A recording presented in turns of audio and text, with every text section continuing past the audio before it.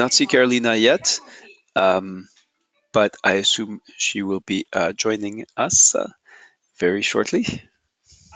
Right.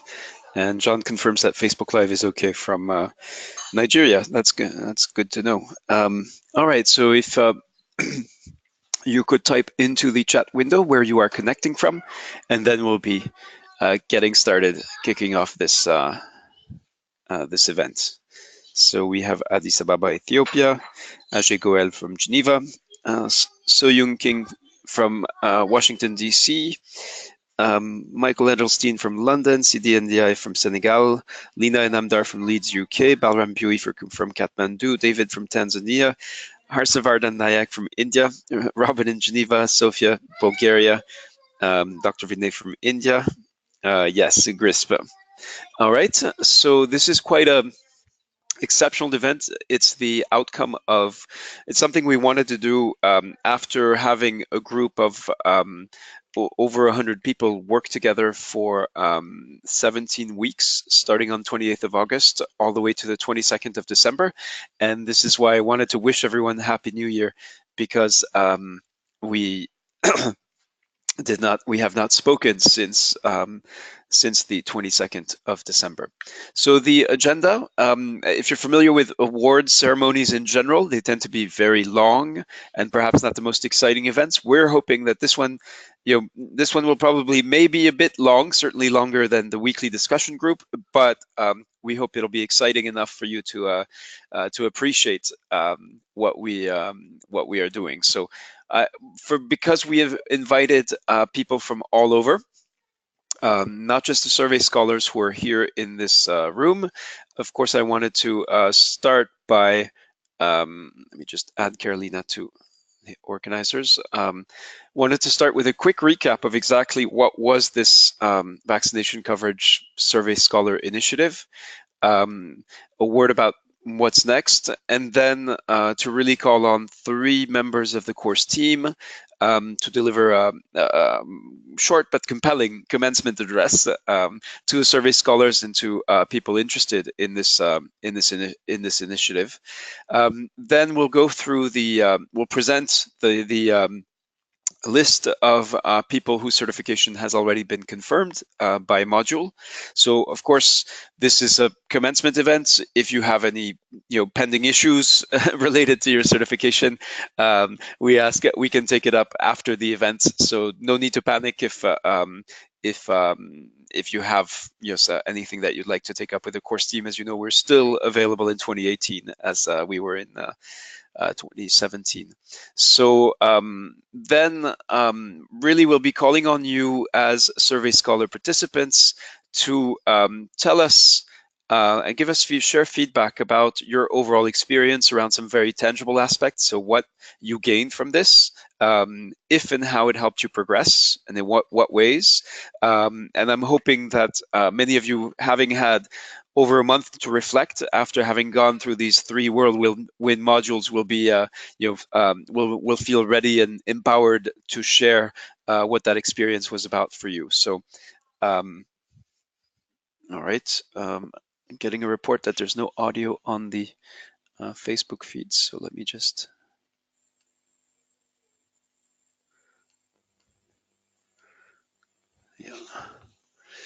all right. So that's our agenda for the day, and then of course the award ceremony will be all right. Will be the occasion for a number of survey scholars to present their final projects for each of the 3 modules, and then from there we will that will give you a first-hand sense of what exactly people worked on and how exactly it is working. Let me just do something quickly here so I can just, with the Facebook live feed. Yeah. All right. And this is part and parcel of the new digital reality. that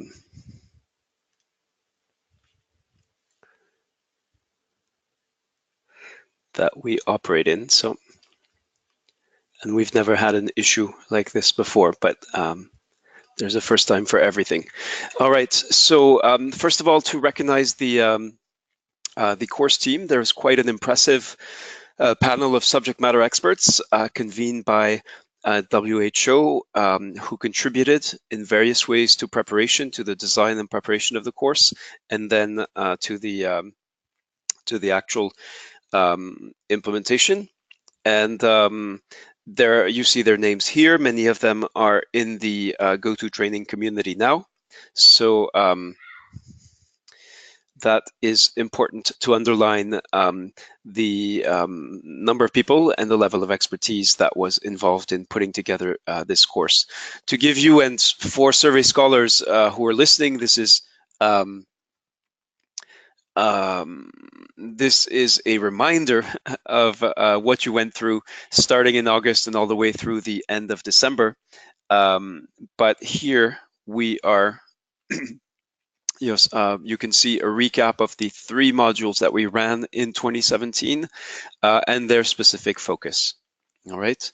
And I can see it seems that there's still an issue with the Facebook feed where people are reporting that there's no voice on Facebook. This, of course, worked perfectly in all the testing we did and has, yeah. So let me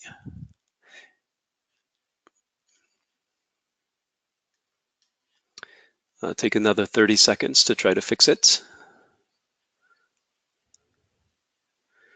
Yeah.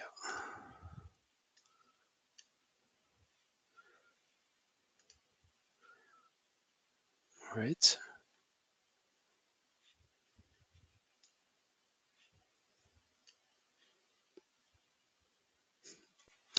Okay. And then, of course, I'm hoping that Carolina De Navarro will have some news with respect to what we've been calling the B module. So the intent is after sharing working on a digital learning initiative for many weeks, to then move into a practicum that would combine action learning, leadership development, field work, and a more summative assessments or more formal evaluation of people's capabilities and performance. A reminder, I'm not going to read these, don't worry, but these were the learning objectives for Module A1. Where the focus in the main course project was about actually putting together a concept note describing what would be done in the vaccination coverage survey and explaining why it mattered. Module A2 was actually about reviewing a protocol for a vaccination coverage survey with a focus on sample size calculation and steps to enhance data quality. And then module A3, the surviving survey scholars split into 2 groups, and some were survey managers and others were survey analysts, and together they worked to analyze data using statistical software for the survey analysts and develop reporting based on data analysis for the survey managers. To give you a little bit more about the B modules, and this will be where I turn to Carolina to say a word about these. This was the original design. When we thought through what would be a useful follow-up to these digital learning modules, this is what we came up with, and very pleased to call on Carolina. She'll be giving a more formal commencement address, but already to hear from you, Carolina, and if you could share what you are able to at this stage with respect to what we've been calling the B modules. Okay, hello. Am I unmuted? Yes. Hello, everybody, and welcome. So happy to see you again in 2018. For this year, we are working to still review all of the projects to select about 20 participants who have, as it was in the announcement, who have completed all 3 modules, that have done due diligence, that have had good final projects, and also a little bit of geographical balance to try to have them participate in these modules B. So it's here on the screen, but the most important thing is to try to identify surveys where WHO will be sending a consultant, so that those about 20 people can go with the consultant and support the survey, depending on the stage, where we can manage to invite the person for about 1 or 2 weeks, depending on the availability of you participants and also the country. Also, among the people who completed all 3 modules and were successful in the analyst track, there is an opportunity to analyze some databases that will be talking with you to see how we can collaborate there. So that's about modules B. Nothing will happen, unfortunately, due to funding reasons before April. So stay tuned, and we'll be in touch through the alumni community. Okay, thank you, Carolina, for the update. And I believe the Facebook live stream is now working again. So if you have colleagues who've been struggling with that, the problem should be fixed. Of course, this is part and parcel of working remotely and working across working and learning across distance. One other sort of follow-up to the course is this idea that was really expressed from by survey scholars as well as members of the course team of an alumni community. And here, the intent is to stay in Scholar, where we should now be hopefully comfortable and familiar, and set up an alumni community that's already been set up. But what we know about such communities is that they really need its participants, its members, to define a common purpose, objectives that can, that will mobilize both the initial members, but also others in the community. And that is what we'd like to invite you to on the 7th of February at 3 p.m. Geneva. So that's still Wednesday, the same usual Survey Scholar discussion group time. But on the 7th of February, if you would like to help think through and what this alumni community can do for you and for others, what you are willing to contribute and how this could also help your organization. We hope that you'll join this event and pitch in. Obviously, such communities only exist and can only be sustained if its members have a compelling rationale for doing so. So that is the next event on your agenda, and then, as Carolina said, April for the for hopefully news about the B modules. And I see that Carolina is telling me that Dale cannot join, and says that the event is full. Okay, so let me just see if I can fix that. All right, so, and some sessions like this are flawless and have no technical issues, while others are fraught with technical difficulties, and that's normal. So let me just, for anybody who's trying to join GoToTraining, the session,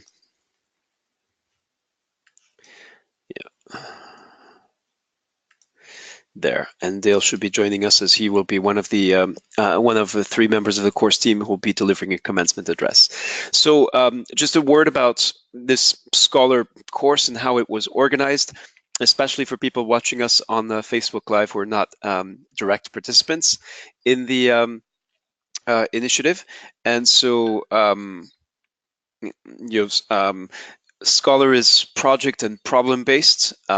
Survey scholars worked on specific tangible projects that they had to produce using resources, using guidance and feedback from the course team, but also, and most crucially, from their peers. So this shows you the workflow for each of the modules, where every survey scholar began by developing a project, and then steps 2 and 3, giving feedback to other participants who had also developed a project and receiving feedback from fellow participants. So I'll be asking you also about your experience of this particular workflow and how it supported or enhanced your learning. One crucial stage, and one in which we really saw different levels of commitment and engagement, is in the revision stage. Once you have gone through this sort of concentrated espresso process of developing knowledge, giving and receiving feedback, it's really you go back to your own work and you consider, how can I improve this? And that ultimately is what you need to do. To give you a sense of the people that WHO selected initially, and here is Dale. I'm glad you were able to join. So to give you a sense of how we started out on the 28th of August, we had people from all over the world. This is the main countries of residence that survey scholars who were initially accepted into the course reported. We had a fairly, a quite experienced cohort with 85% reporting that they had more than 6 years of immunization experience. 3/4 who'd previously analyzed household-based survey data. 2/3 had already heard about the vaccination coverage cluster survey reference manual. That was the main resource in this course. And 60% had been directly involved in conducting vaccination coverage surveys. So this hopefully will give you a sense of the course if you were not a direct participant.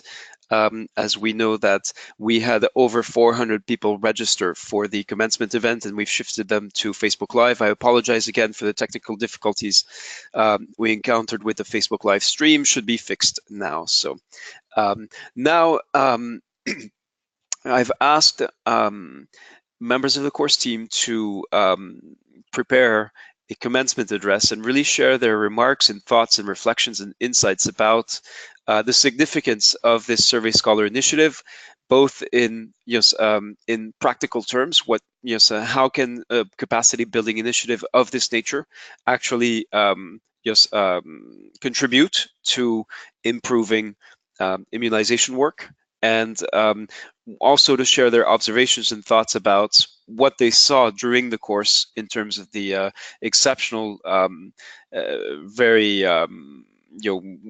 quite remarkable level of motivation and engagement from the survey scholars. So I'm going to unmute Carolina Danovaro, so she will be the first to share her remarks. And again, there is a formal aspect, but I think part of the secret sauce that made this course work is that we grew to know each other and appreciate each other as colleagues and became increasingly comfortable with each other. So I expect Carolina's remarks to reflect that level of informality and comfort with which she supported us tirelessly throughout the course.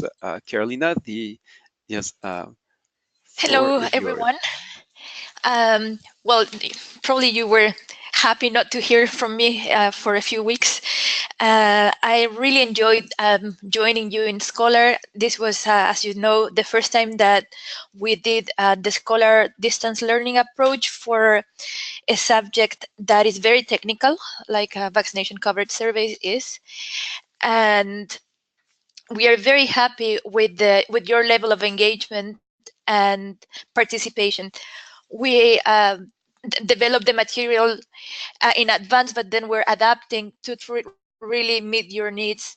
And week by week, we were able to see with the weekly assignments what areas were needing a little more support, what areas were not clear. I think the seminars that were done in addition to the regular Wednesday sessions were really helpful, and to have an expert, and thanks to the people who help us with that, present on topics that are very technical, such as weighting, the sampling, and some other areas. Going forward, I really want to encourage you to keep in touch and to be part of this community, because one thing is to know about surveys, a different one is to do a survey, and a different one is to do more than one survey. So really, you do learn. Now you have the theoretical basis. Some of you have some practical experience, different types of surveys. Maybe some of you knew the old recommendations. So really now the most important part is that when you do have to review a protocol, when you do have to even be in discussions on whether you need to do a survey in a country, how you're going to do it, what is the design, when you have to review again protocols, reports, you're in a better position to give informed feedback. You're in a better position to really look in the WHO survey manual where the information can be found. And again, you can always, always, always reach back to us. We are a family in immunization. And again, hopefully this just contributes with a little bit to improving vaccination coverage so that nobody gets sick of any vaccine preventable disease. Thank you. Thank you, Carolina Da Navarro. So our next speaker is John Wagai, and of course, for survey scholars, he's a familiar face and voice.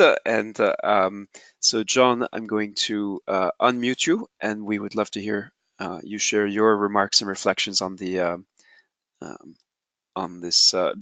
your experience of this course and your role as a key subject matter expert.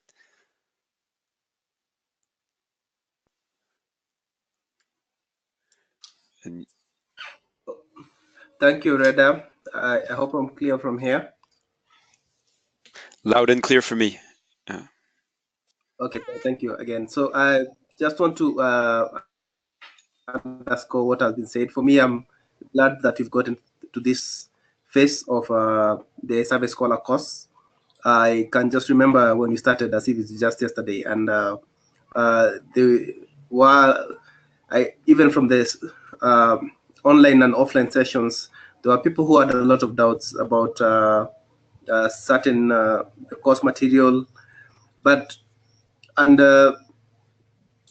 being a new thing that was being done by a team from all over the world, mine is just to commend, first of all, the organizers, Reda, Carolina, and the rest of the facilitators for for everything that they put in the background. I can assure you it's a lot, but more so to the participants. I can understand what people were going through, this having to do the course, keeping up with the pace, doing the reviews and doing the projects, and still having to do your day-to-day work. I think this is very highly commendable, and it just shows how much can be achieved when people put efforts together and put their hearts to what they hope to achieve. So again, this has been said by Reda and by Carolina, is that this is not the end. There are so many things that we learn from each other, even as facilitators, and being part of the family and remaining part of the family will help to people to share these experiences, understand new methods of conducting, analyzing data, new methods of collecting data, because I still believe that there are advances to be made.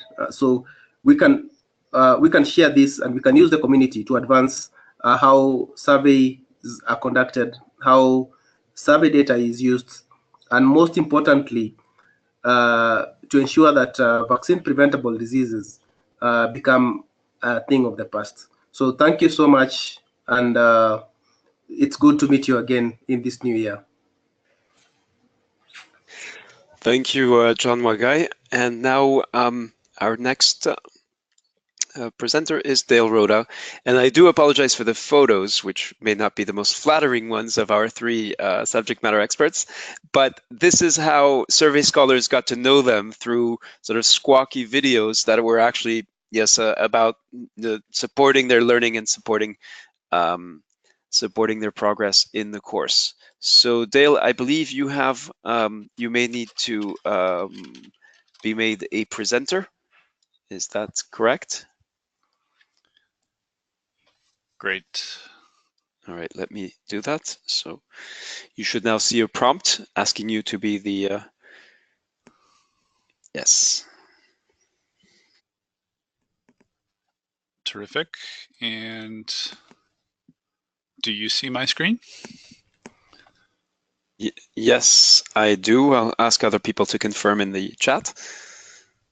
Which screen do you see? I can't tell which one. Do you see the one with the PowerPoint? Yes, I see. Congratulations, scholars. Great. Let me move my windows over. Okay, great. Hi, everybody. So this is Dale. I posted a nicer photo than the one that Rita likes to show. It's great, as Carolina and John said, to be with you again. And, you know, I want to echo their comments and just commend you on your commitment. As we've said several times, the commitment of the students in this class has been just much more impressive than anyone anticipated, and far more impressive than is the usual case for this kind of medium. So you did a great job. And I wanted to mention also how encouraging the students were of each other.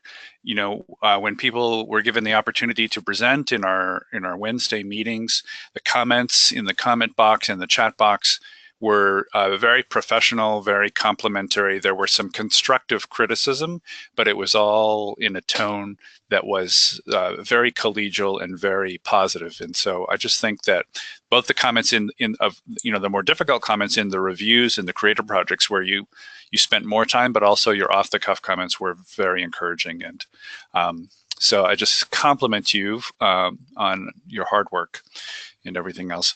I wanted to let those of you who were in the analyst track here at the end of the course in Module A3 know that as a result of this course and our work and our attention on this, there's going to be a change, an improvement to EpiInfo. So EpiInfo is a free program that the U.S. Centers for Disease Control makes available around the world for people to do epidemiological analysis.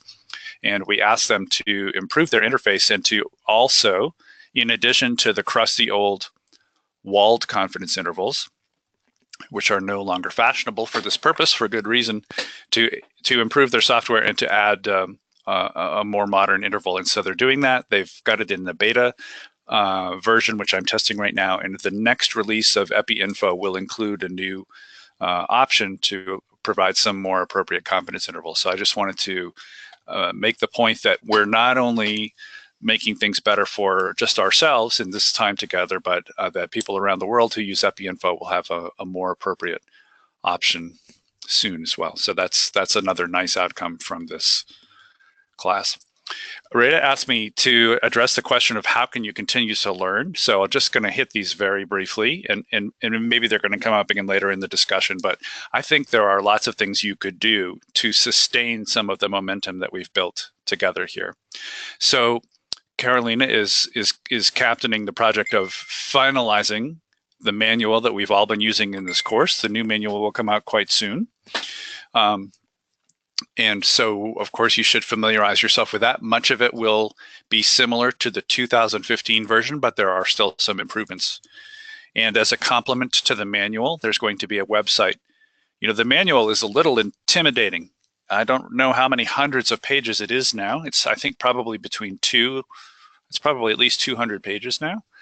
So there's an idea to have a website with some very short handouts, some very short documents on different survey steps that are not intimidating, not scary, you know, 1 page, 2 pages on different topics. And so we'll let you know via our communication channels when this is available, and you should look at those as well.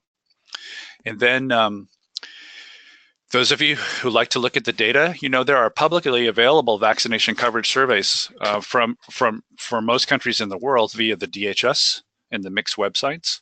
So you could download those and you could continue to sharpen your skills and try to reproduce the results that are in their reports. And I'm happy to help you do that if you'd like to. And then there are also, I'm sure, web communities of people who do a lot of work, secondary analyses with DHS and mixed data sets, and so they can help answer your questions. How do I do this in Stata? How do I do this in SPSS? So I'm sure we can Google and get plugged into those communities. More specifically, for those of you who are Stata users, I hope that you'll join the Wiki users group on the TechNet 21 website. If you haven't done that and you don't know how to, then contact me. I'll help you do it, because we will continue to publish developments for Vicky there. And if you have the good fortune to support a vaccination coverage survey, then let's talk early on about having you plan to use Vicky when you analyze the data at the end. And now, you know, we live in wondrous times here in 2018. There are a number of free courses you can take to sharpen your skills in data management, in data analysis, and in visualization. And there are different platforms for those. So I encourage you, they probably will not have the terrific level of interactivity that we've had here in the Survey Scholar course, but you know, until until there's another course like this one, you can surely learn some things from some other inferior courses and platforms, some of which are quite excellent, of course. And then just in terms of your habits, some of you developed some really great code in this class. Of course, you should save that somewhere and have it ready to reuse when you have opportunities that are similar. You should ask others. There are some people who produce some very impressive things here, so you can ask them. You can download their attachments from the Scholar website, or if you see something you like, you should not be bashful. Be bold and ask them. You know, give them a compliment. I really like what you did here. Can you share the code that you used to do that? And then you should maybe have ready a small portfolio of your work so that when an opportunity comes along, you will be ready to persuade the project manager that they should include you on the project because of your capabilities. So be bold, and you make a small presentation that can showcase your work so that you can be included in good projects. And then, you know, the Stata commands that we've developed and shared here, they can be used. They don't have to be used on vaccination coverage surveys. They can be used in other projects. So you can continue to practice with the cert list and organ pipe plots and inchworm plots. I think we'll see some of those later today. And I'll just highlight a few survey analysis books, even since the end of the Survey Scholar course, which seems like it was just a few days ago. But there's a new book about survey weights in Stata. So you see it here on the left side of the screen. This was my reading over Christmas break. This book was just published as our Survey Scholar course was ending. Survey Weights, a step-by-step guide to calculation. I don't think you will see this on the bestseller list for many major newspapers around the world, but the people on this call, there are some of you who will be eager to look at this resource. And then the book in the middle is also one that I recommend. It's really about the types of topics that we were discussing in this course, so applied survey data analysis. And the book on the right is not one that I know, but it's one that I did order yesterday. It's also, it's by a terrific group at the World Bank, and it's about analyzing household survey data. So I'm sure there are things to be learned from that. So and I want to just conclude by adding my thanks.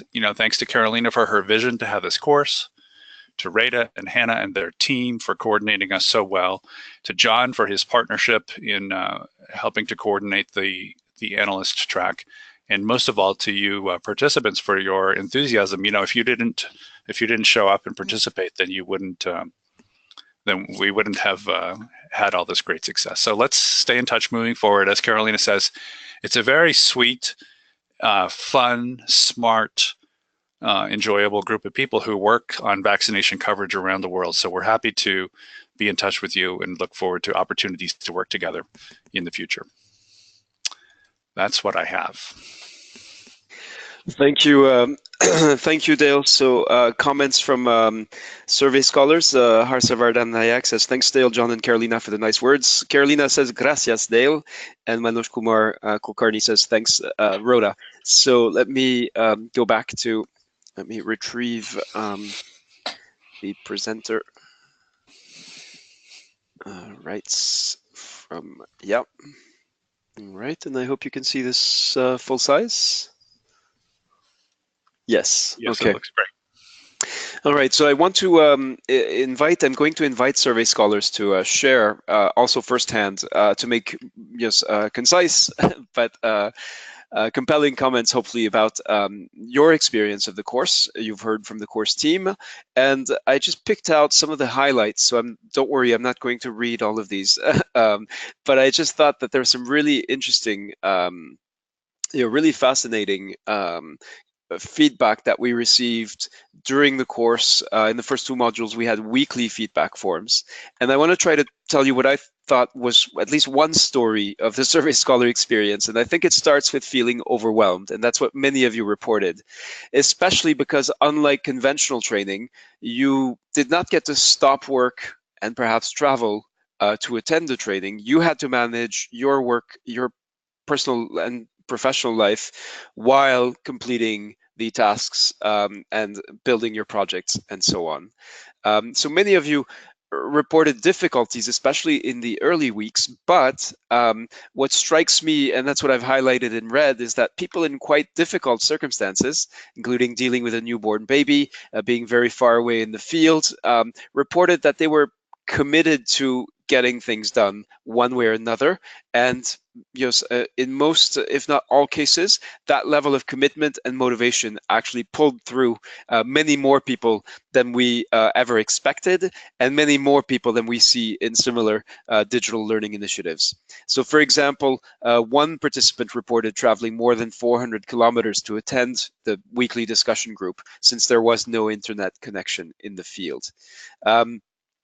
We saw, we were trying to do two things. So convey the very technical content, how to do a sample size calculation, for example, while also getting people to think and critically consider the work that goes into a coverage survey. So again, we saw a quote like this: previously I was afraid of statistics, but this time, thanks to the statistics team, I have alleviated my anxiety.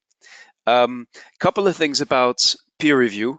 And that's a key component of the course, where rather than submitting your project to an expert and having that expert give you feedback, you submitted your projects to your peers and they gave you feedback using what we call a rubric.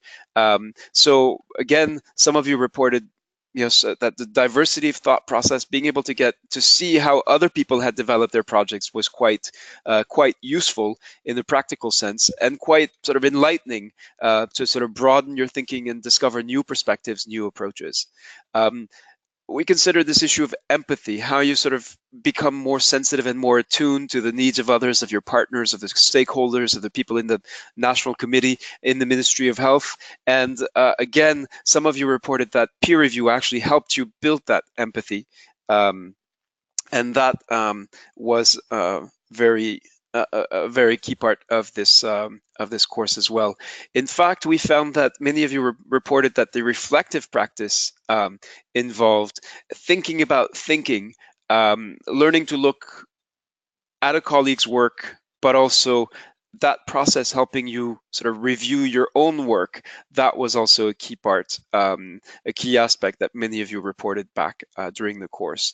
And then in terms of actually getting specific tasks done, we also saw some not just reflective and analytical learning outcomes, but very tangible ones in terms of how you put the manual to use, how you draft a protocol, how you do a sample size calculation, how you think about and identify potential sources of bias, and so on. So that is just a sampling of the feedback you gave us. And and I'm now going to turn to the survey scholars, and I see one hand raised, and we're interested in hearing firsthand. A month later, what is your thinking about this course? What difference has it made for you? And because this is a commencement, how are you going to put to use what you learned in the course? So we'll hear first from Mohamed Osama Mer. You'll need to unmute yourself, as you know. Yeah. And I'm hoping there will be others who will be able and willing to share.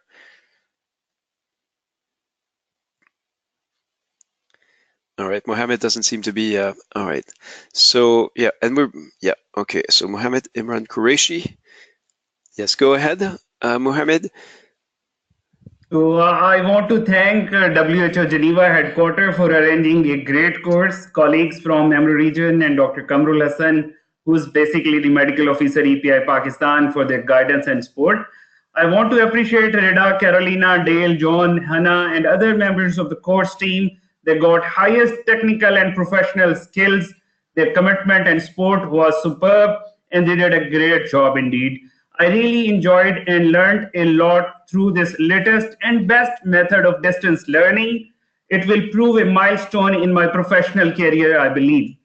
Here I want to thank and appreciate all the service scholars of this course team from different parts of the world. This course was quite informative and interesting, brainstorming the thought process through group discussion, community assignments, peer reviews, project reviews, audio-video learning, statistics learning, and a lot more, and wonderful opportunities of collateral learning. I think it was just indeed marvelous and great. Thank you. Great, thank you, Mohammed Imran Qureshi. So I see Mohammed Osama Mer still has his hand raised, but doesn't seem to be able to unmute. So please, you worked diligently for, for 17 weeks. You worked together, you worked with the course team. So we'd love to hear from you. And here is Bo Robert Bishensky Pedersen. Bo, welcome, and tell us about your experience and your reflections on this course and how you are going to put it to use. Well, thanks for the opportunity to say something. I just want to mirror what everyone is saying. I think it's a fantastic initiative. I think it's a great way of implementing such a course with such a diverse group of people. I think the course materials and the structure, the facilitation was really, fantastically done with the means that are available in this modern world. But I want to take 2 minutes instead of applauding you like everyone else will be doing. I want to say something about what I will be taking forward, because I don't know if the comment was from me, but I kind of got the same experience as this mind-blowing comment on an earlier slide, that the way that I've been working for many years is that I am a reviewer, I'm a designer, and not so much on the ground as I wish I was. And it appears that you get more and more detached from the realities of the ground. I'm not saying that those are always the truth, but you get more detached. And I think working with this diverse group of people and the way that I was expressing myself in my projects and the peer review that I was receiving has kind of, not probably all the way, but has kind of opened my eyes to who is actually reading what it is that I'm producing. And I thought that was incredibly valuable to me, and I've at a near existential level, I have tried to take this on board. I would say that I think my most positive experience of this whole course is that to understand that there are other terribly boring data survey nerds all over the world. It's often a very lonely job in wherever it is that we are working, being the data person, basically regardless of what organization you're working for. So it's nice to have a community of peers and people who share the interest and passion in what it is that we do. So that opportunity, I want to thank you all for, and finally to say that I'm thrilled that to be with these people that understand that it is really no joke what it is that we're doing, right? It is incredibly difficult to ask the right questions, to design the right survey, to construct the correct analysis. It is a very difficult job and should not be taken lightly. And I'm happy that has been illustrated by these many weeks of hard work from everybody. So thank you very much. Thank you, Bo, for these comments. I'm glad to see more hands raised, but I wanted to go back a little to again emphasize that the team effort on the side of the course team, and in particular to thank and acknowledge the support and engagement, and in a way willingness to take a risk to try a new way of doing something new. So of course, Carolina Dan Navarro, but there's also from WHO, Marta Gasic-Dobo. And then the cast of characters, I think, is worth, of the external experts, I should say more formally, who contributed, of course, some of whom you saw very prominently in the course, others who were more behind the scenes, including the the original creator of EPI Info, Tony Burton. So just want to emphasize the level of teamwork and collaboration and willingness to try a new approach, and particularly acknowledge WHO's willingness to take this forward. So let's go now to Lina Inamdar. So Lina, I have unmuted you, and I see you are on. You have got your webcam turned on, so great to put a face alongside the name. Please go ahead. Tell us what was your experience of the course, and how are you going to apply and take forward what you that experience. Thank you, Reda. I hope you can hear me well. So firstly, I really want to acknowledge and thank all the course tutors and the team for their phenomenal support. I think there were a couple of times during the course when there were conflicting work commitments and I was traveling, and I thought there's no way I'm going to be able to sustain my level of commitment.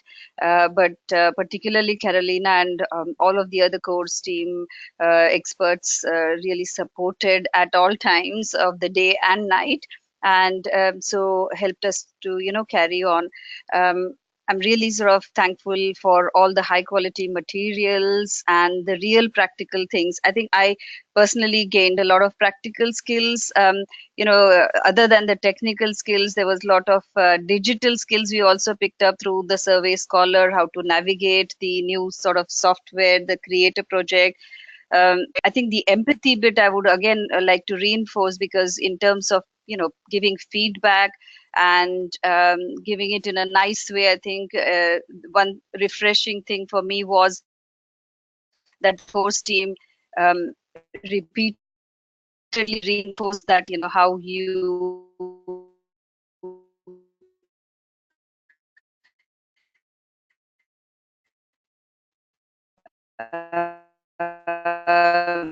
make sure you are giving feedback in a polite way, and that can be accepted well by your stakeholders, policymakers, etc. I think challenges for me, as I mentioned about the time constraints and sometimes the is just to say we are very keen to be involved, build on the so we come opportunities, learn experience and link up. Thank you. Thank you very much, Lina. At least for me and a couple of other people reported Thank you. Your voice was breaking up, but we certainly got the gist of your message about your experience. So let me now turn to Balram Bui. So Balram, please go ahead. What has been your experience of the course, and how do you expect to be able to use and apply what you gained?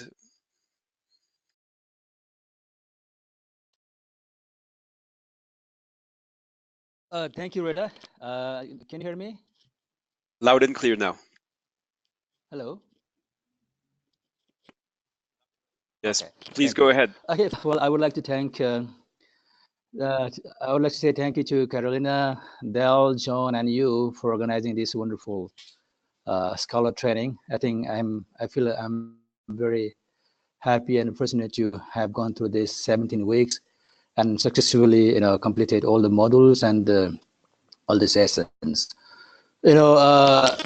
My feeling has been great because, although I had, knowledge about another skills about the vaccination survey with the prior versions, 2005 versions, but this version and 2015 version is very, very, I think, I find it very robust and something that we need to adapt, because it is so scientific, more scientific than we used to do. So I think this method, this version of manual is really great, and I really I'm grateful to WHO to bring this out. And well, again, going through this 17 weeks through this models EA1, 2, and EA3. I really learned a lot. Again, I hadn't done a whole of work like that before, but I maybe had done bits and pieces. But this is a complete work from design to all the way to review and all the way to data collections analysis. So this is really a great complete exercise for all of us. At least I see it that way. Well, and this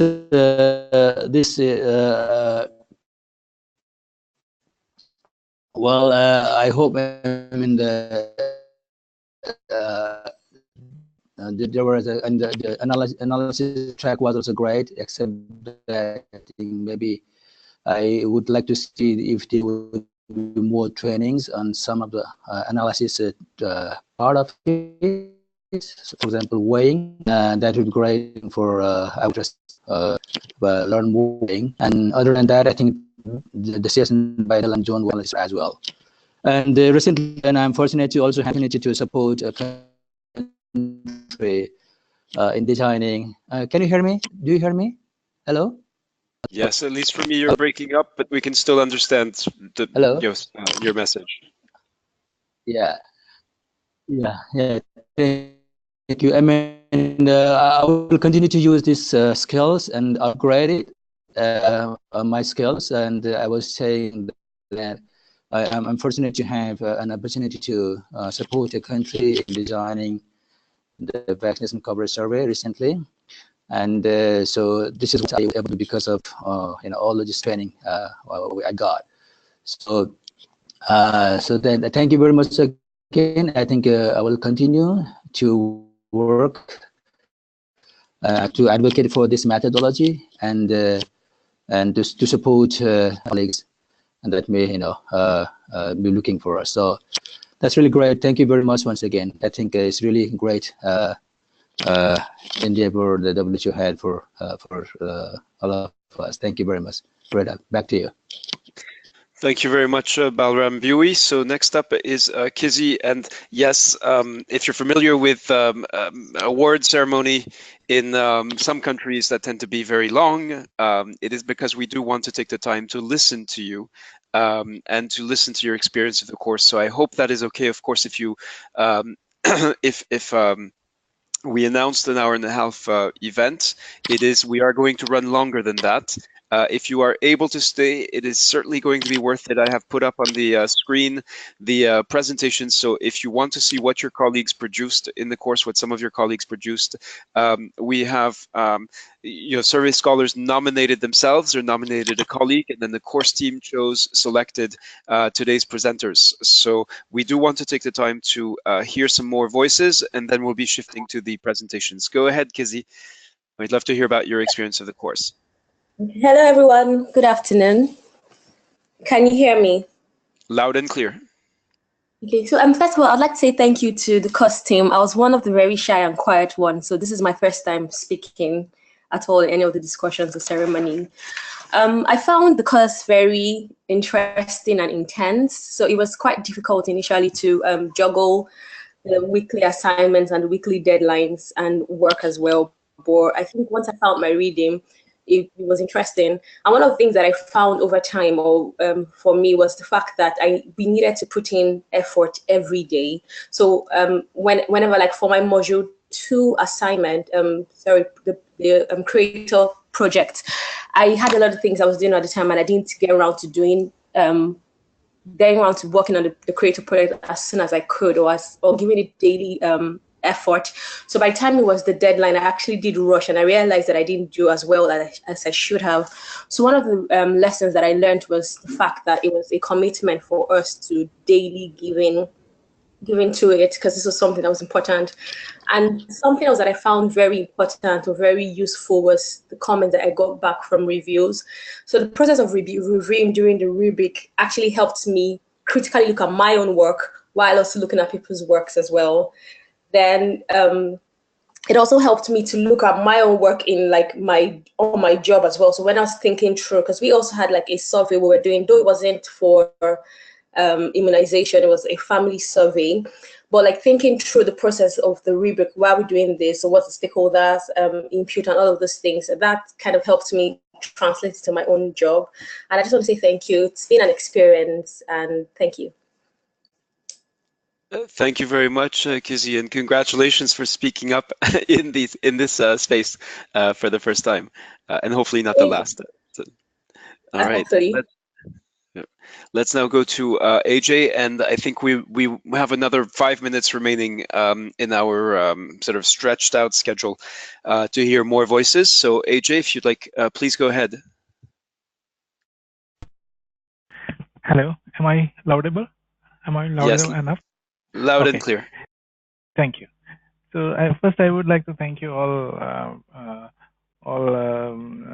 organizers who have organized this course. I think this course has really provided me great insight into survey analysis, plus how to begin survey. Basically, I was really happy to see and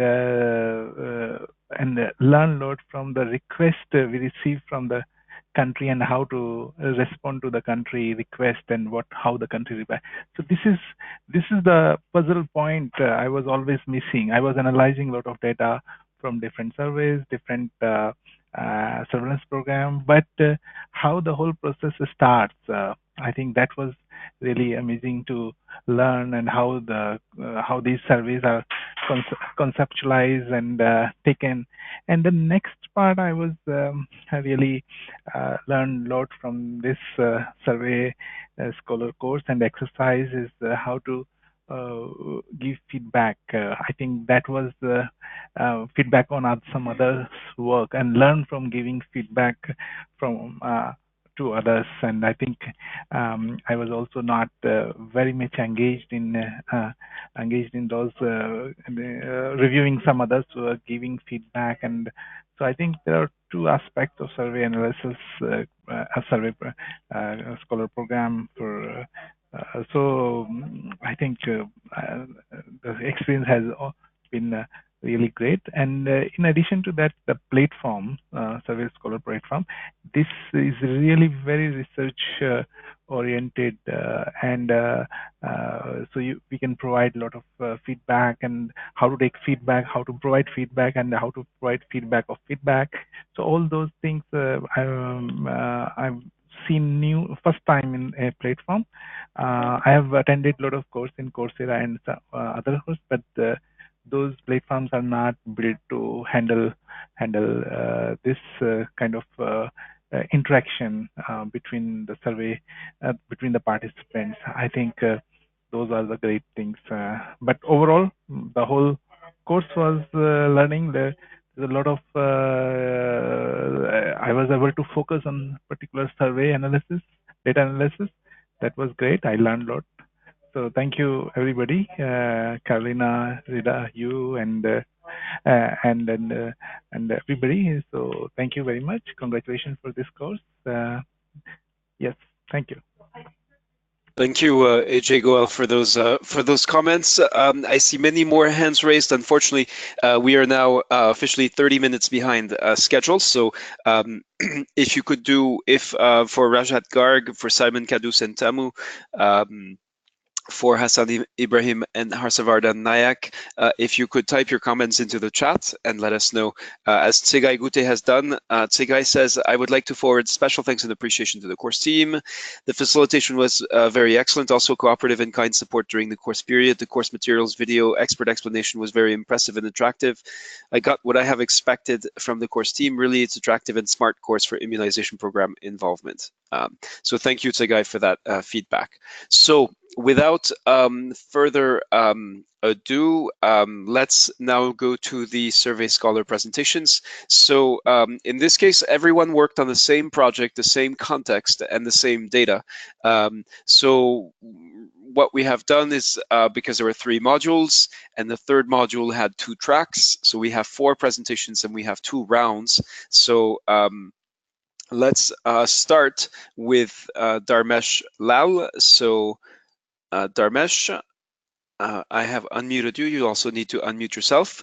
Now, where the course team did not have a timer for Survey Scholars, I think everyone in the way should have a timer, myself included, but we're going to set a 10-minute timer. So we do want to recognize the depth of content of what you developed. So we're giving you 10 minutes, where in the discussion group, typically you had far less time. But I will be ruthless with the timer, and our presenters have been warned. So at the 10-minute mark, you will be getting cut off. Now, there's a limitation, which is that we all see the timer except the presenter. So if you're a presenter, if you have a telephone on which you have a timer, if you have another way of timing yourself, that is the recommended way if you do not want to get cut off. Dharmesh, welcome, and you are our first presenter to present your concept note for Module 1. Would you like to share your screen? Good evening, Reda. Yes, good evening. Yeah, thank you very much for giving me this opportunity. Yeah. So shall I make you presenter so that you can share your screen? Yeah, please. Okay. So you will see a prompt and you'll need to accept the prompt to actually share your screen. And then just let me know when you're ready. So we're waiting to view your screen. You need to, yeah, okay. And now we see it. So just let me know when you're ready. And I can't see anything here. What to do now? So we are all seeing your screen. But I'm not able to see myself, my own. What should I do? So you should go, are you going to share slides, or are you going to show your creator project? I do have the slides, you know. I would like to share the slides. In that case, just click on PowerPoint, the PowerPoint icon at the bottom in your toolbar, and that should take you to your slides. PowerPoint where? So you just want to get rid of the of Chrome or your browser, and you just want to go, if you look in the very bottom of your computer, you have a bunch of icons. So you want to click on the PowerPoint one. Yeah. Can you see now? Yes, yes, indeed. Okay. Now. Okay. I'm starting the timer now. Now, suppose if I want to change the slide, okay, I can go like this. Okay. Yes. Yeah. So, okay. So first of all, before going to the presentation, I would like to say, because this being our first creator project, so as most of us were not even very familiar also how it was going to be about, you know. So, but the rubric was very helpful. So in my project, and as of all of us has done, is that it consisted of background and context, problem statement and rational objectives, design summary, stratification, sampling strategy, survey implementation, ethical review, expected outcomes and products, preliminary budget and timeline, relevance and usefulness for the immunization program. So in my initial projects, and the later on which was drafted and finally submitted after the editing, was consisted of some changes, which was on the basis of the review which I got. In total, I got the 4 reviews from 3 reviewers as well as from Felicity. These were very helpful to me and to understand the concepts, as far as the understanding of the whole idea behind the coverage survey and different concepts about the methodology. So the major first change which I was supposed to do, and then I finally did, was to change the word from to use the word estimation against the word which I had initially used in my draft, was determining. So because when I went back and saw the coverage manual surveys, I found that estimation was the correct version rather than determining, and I didn't understand the meaning of estimation also. So then the other changes which I had made in my was, one of the objective was to delete the objective for assessing the impact of strategies to improve the data quality. And because of the reasons given, because this particular survey was not going to address the assessment of the data quality, because for assessment of the data quality, we needed to include the health facilities also, to assess how the data is recorded, collected, and analyzed also. So that was finally deleted. And the other thing which I was asked and advised was to delete the objective called how the system is going to be ready, or assessment of the readiness of the health system.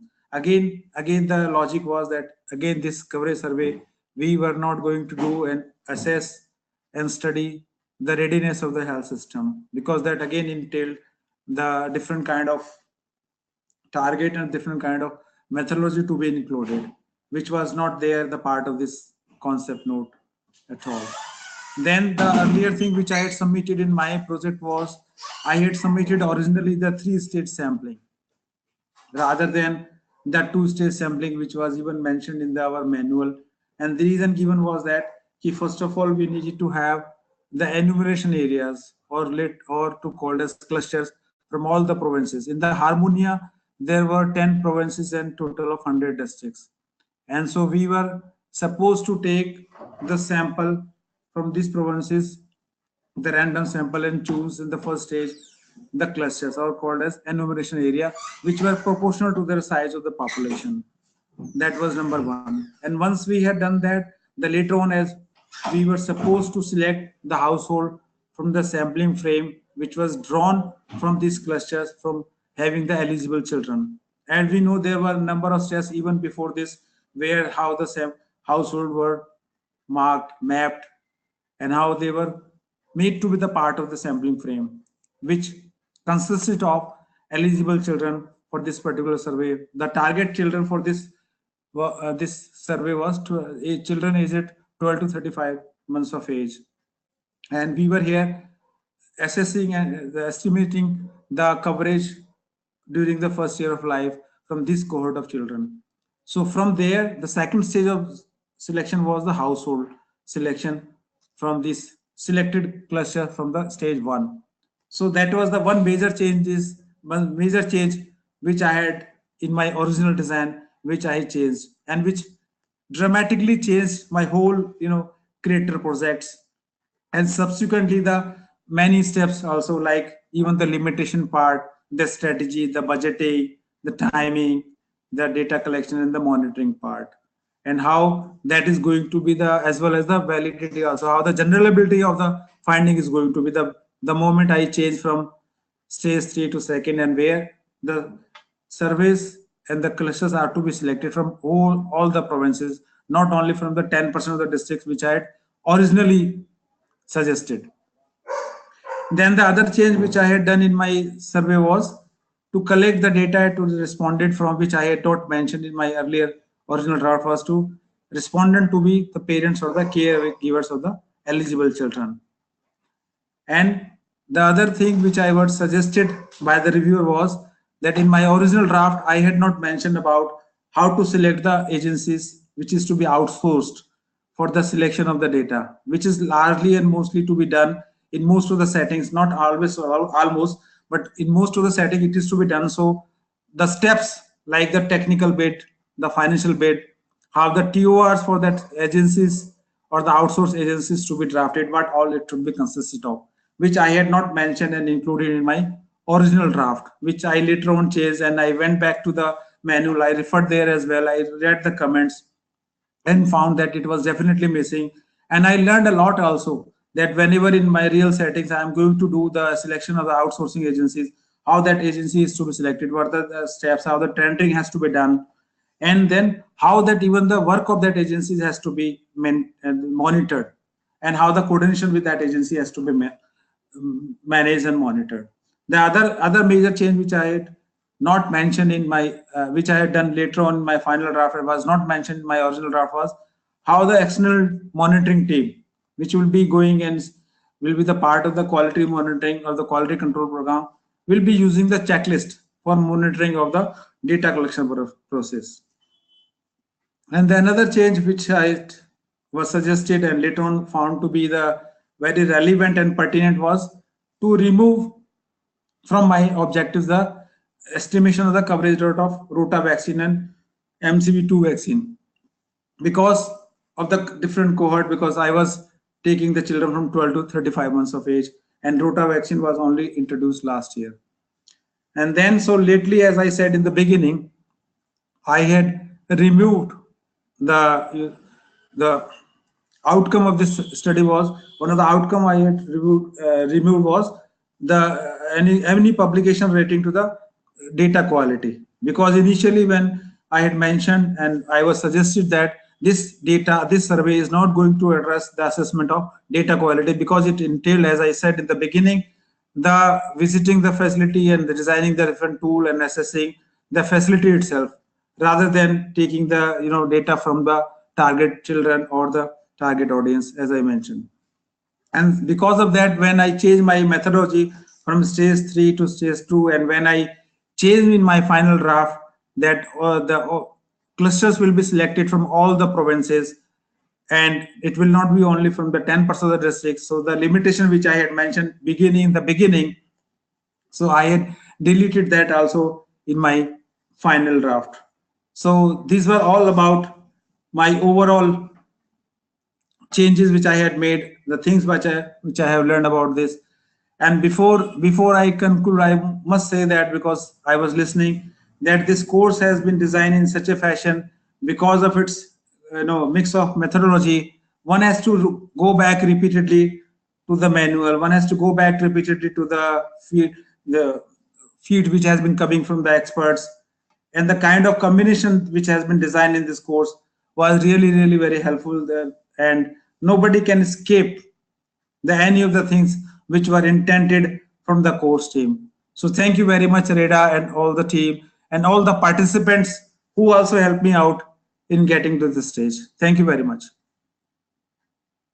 Great, thank you, Dharmesh, Lal, and thank you for being our first presenter. And again, we're interested in, of course, the substance of your project, but I found really fascinating to hear about your thinking process, what you changed over time. That is really the ultimate aim that we have. Is that wherever you may not be starting out from the same point as others, but wherever you start from, level of expertise and experience, that you progress through the course. So thank you. And let's now go to our next presenter, Mohammed Imran Qureshi. So let me unmute. Okay, so you're already unmuted. Mohammed, you need presenter rights. So can you see my screen there? Not yet. You'll need to accept the prompt. So I have, and I just want to. So you need to. Yes, now we can. Yes. So just before you start, just to give a nod to some of the people on the Facebook live stream. So very pleased to see that Sarata Ngakso is congratulating all scholars, including her darling husband Al Yuso, who will be presenting in the second round. Jill Milbal from WHO shares her congratulations and good luck to all scholar graduates. Jill Mill was the person responsible for the very first scholar pilot at WHO, and many other course participants sharing their congratulations and warm good wishes for the course participants. So Mohammed, we can now see your screen. So are you ready? May I start the timer? Very much ready. Thank you very much. All right.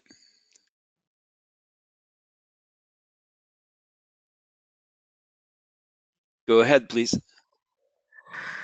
So thanks for providing the opportunity to present my final project on post-measles rubella SIA survey in India. A survey protocol basically is the document that explains in detail the exact procedures you implement for a vaccination coverage survey. It explains when, how, and why a survey is going to be implemented and by whom. In the first step, the post-measles rubella SIA survey protocol from India. So you can see in the screen, this was basically the protocol provided by the country team India. In the first step, this SIA survey protocol from India was reviewed. World Health Organization Vaccination Coverage Cluster Survey Reference Manual 2015 provided all important technical knowledge in this review process.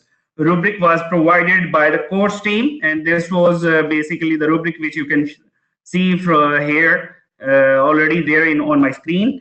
And it was just fantastic. And it helped and contains all the technical principles to help and guide in the review process. After this review, the draft protocol was submitted for the peer reviews. 3 scholars from different parts of the world critically reviewed the draft protocol and provided their feedback in the form of recommendations. In the second step, Based on the peer review's recommendations, the draft protocol was again revised, and I'm glad to know that 15% of my project was changed from initial draft and final version. Final protocol was submitted to the course team for their feedback and publication. Purpose of this review process was basically to give suggestions, advice, and recommendations grounded in experience and expertise so as to strengthen the final protocol in order to improve the survey implementation, planning, analysis, and use. This feedback can be prioritized and shared with the country team time to time. Now I'll go through the steps adopted for the review of this protocol, gone through the given protocol to identify overall context and objectives of the survey. And you can see a lot of things was there. And then missing information, best practice, specificity, alignment, and tone were general considerations in the review of this given protocol. Keeping in mind the possible questions from different stakeholders and to address potential sources of bias, the protocol was carefully analyzed to find out strengths and gaps. Based on the identified gaps, suggestions, advice, and recommendations were formulated. These suggestions were prioritized to focus feedback to the country team on the essential issues that are most likely to be understood and applied effectively to improve the quality and relevance to the survey. Consequences of the limitations, weaknesses, and other problems were identified and they were highlighted in the provided country protocol. In this way, such questions can be answered like, will the protocol result in a survey that is either too large or too small? Will the protocol require resources that is either too much or too less? Is the sample size adequate enough to achieve the survey goals? So all such questions will be answered here. In the second part of my protocol and project was to propose the sampling procedures. In this part, what I actually did, you can see from here also a lot of back-end work was given, and now you are reviewing my final project.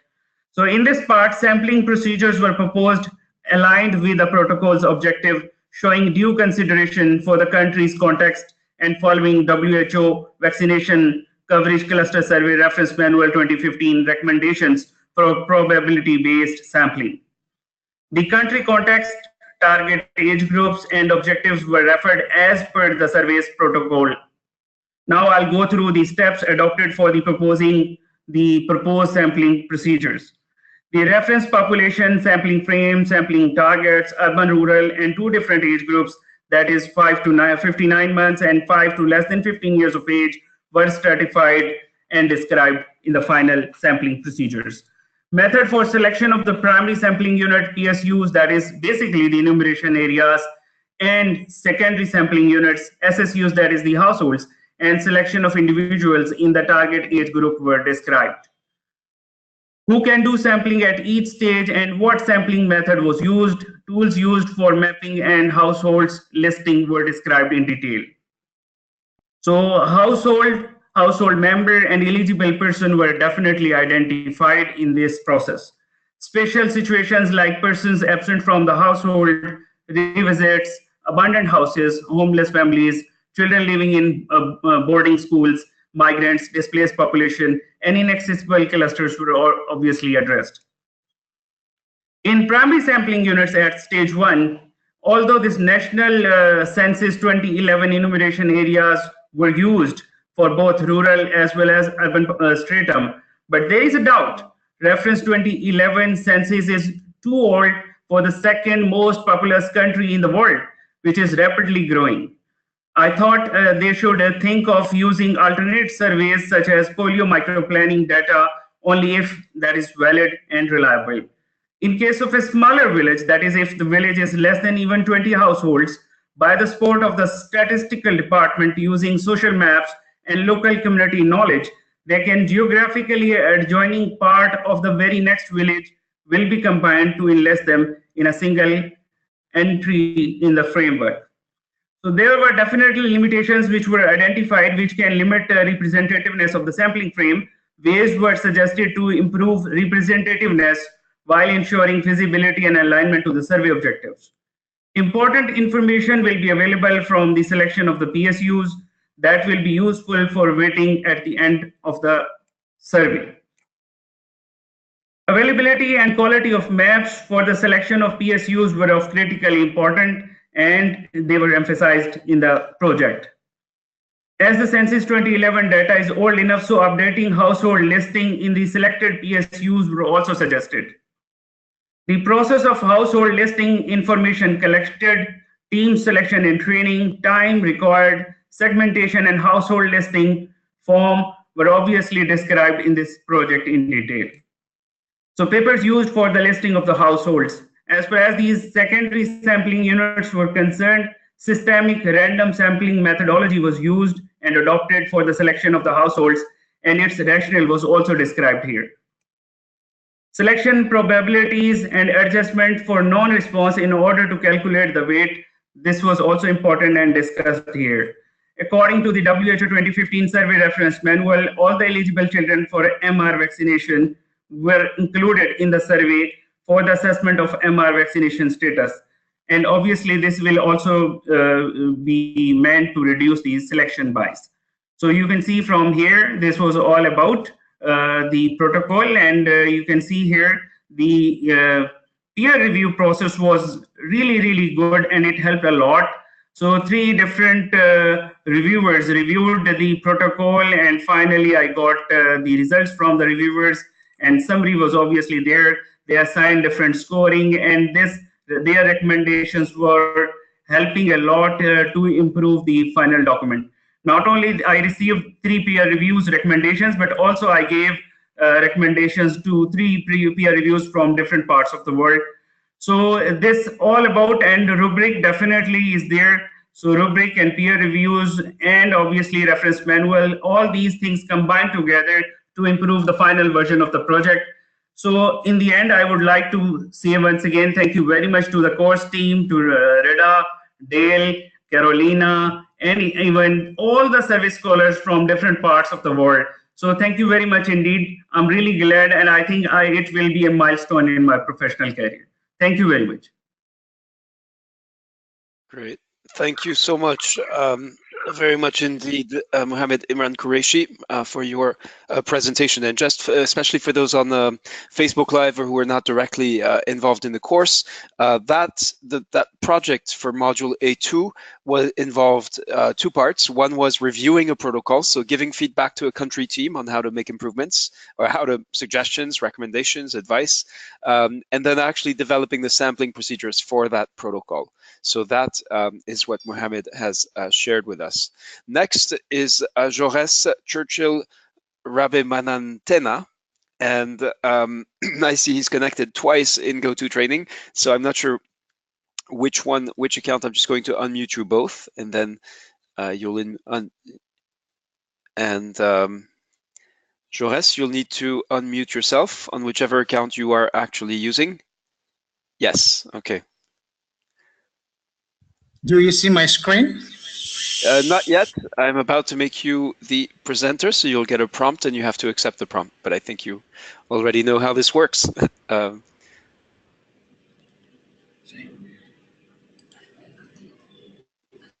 right, you should see a prompt, and that's yes. Perfect. Okay, so module A3. This was split into 2 tracks. Jaurès was a member of the survey analyst track, so I will let him take it from here. Are you ready, Doctor? Yes. Hi, everyone. I'm Jaurès as a participant as an analyst track on this survey scholar module A3. So we will see successively from this data the strengths and limitations of these Nigeria cases, and what did I do to improve my final creator project. I put this new to improve the final in my screen. So let's start with the data cleaning. First, about this data, they were collected by tablet in the old version. I say only any dataset problem should be reduced by tablet programming, but after peer review, feedbacks, I should describe more details on it, like the different type problem of the data collection, duplicate missing data, implausible values, and the importance of using this state secure for data cleaning. And also the different type for cleaning, checking the survey data set on correctness, completeness, consistency of this value, and especially the date. Make a list of expectation and writing a paragraph to list observation and fix them by checking photo. Now about the plan weighting, all the data set were already weighted. So I described only the main step briefly to calculate how to calculate the design weight, how to adjust for non-response, and this post-stratification. Thirdly, about the table shares. In week 1 assignment, I created a comparative table on Penta-3 for caretakers characteristics for states the dropout rate. And Delreda said, Delreda is one of course team, it was a good table, but he has explained and remembered to me why VCQA are very important. So I have suggested to all my peers to review to consider and pay attention on this VCQA.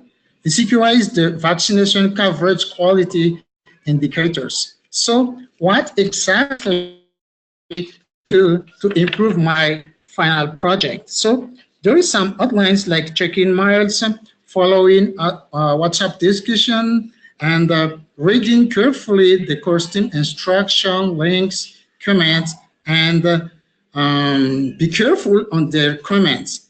I have never missed this weekly discussion group, and I have started as soon as possible my creator project.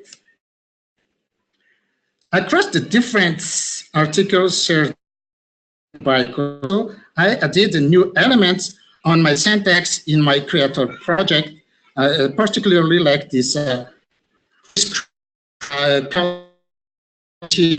be evaluate and multi-analysis. This is one the new element that I added in my final project. Now, the course team, Derrida again has shared syntax to create each one plot and organ pipe plot. So I have modified only the syntax based on my data sets, on my source of data in my computer, and create these graphs. Now, the table, this data set were from Stata, and I have exported from Stata table Excel with this confidence interval 85%. Now about this is one of elements introduced to this final project, graph with confidence interval. I export them from the Stata and Excel software. Now I create this graph to some able who may have a kind of relationship and correlation with the dependent variable.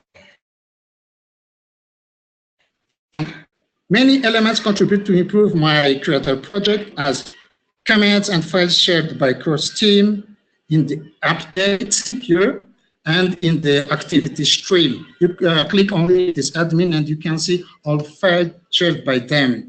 It's better I follow also the analyst as well as manager community and join this TechNet 21 with their vaccination coverage survey library. This is a new graph I did in my creator project. With it, you can see the number of the cluster here, 19, the different size of cluster, and the cluster where there is no. The course starts to the startup program to develop with demo to create this graph. This is an interim plot, so I have changed only some parameters in my dataset, and I've got this graph. under the Stata Excel software, the CQI. I connected this new in my creator project, of course, statistical test like quiz-square, and this analysis started by correlation and odds ratio. Article shared by course team, given my need to conduct this analysis and to calculate the odds ratio.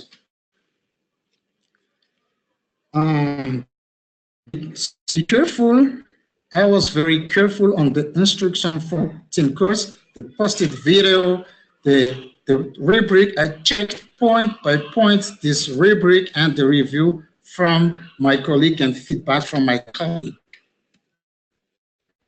Let's talk about the result. Generally, there is a better result in the southeast zone in Nigeria than in the northeast, with estimating coverage 41.5 versus 16.9 with the confidence interval, accessibility and utilization of the service. So there is other new tables created by Stata Syntax to calculate this, to create this table with quiz-square calculation. With this calculation, I can set the correlation between good crude pentafric history and the caretaker characteristic, like a caretaker, where they live in urban place, like in southeast zone, ethnicity, and wealth index quantile. It can set also between pentafric coverage by quarter history with immunization system like a health facility, private facility, and this campaign. I have conducted also this syntax served by Derrida to calculate ratio, but you can calculate the logic with correlation to set the correlation between different variables.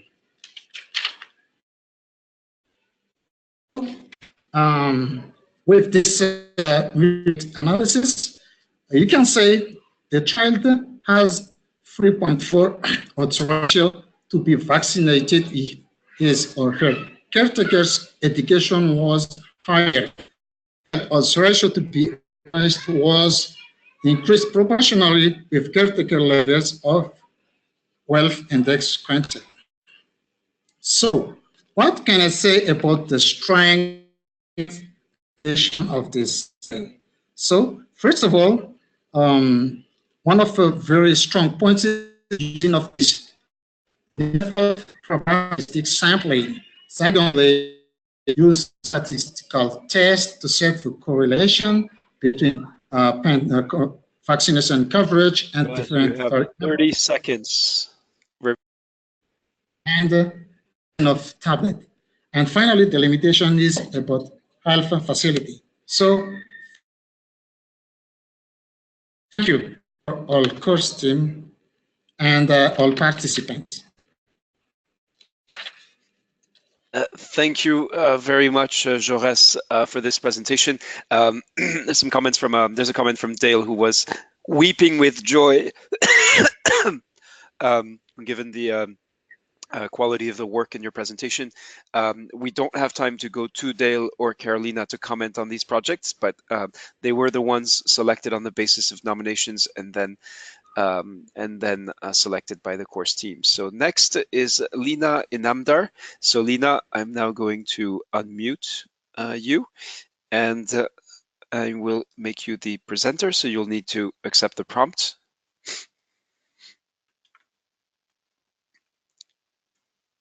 Yeah. Perfect. All right. Yeah.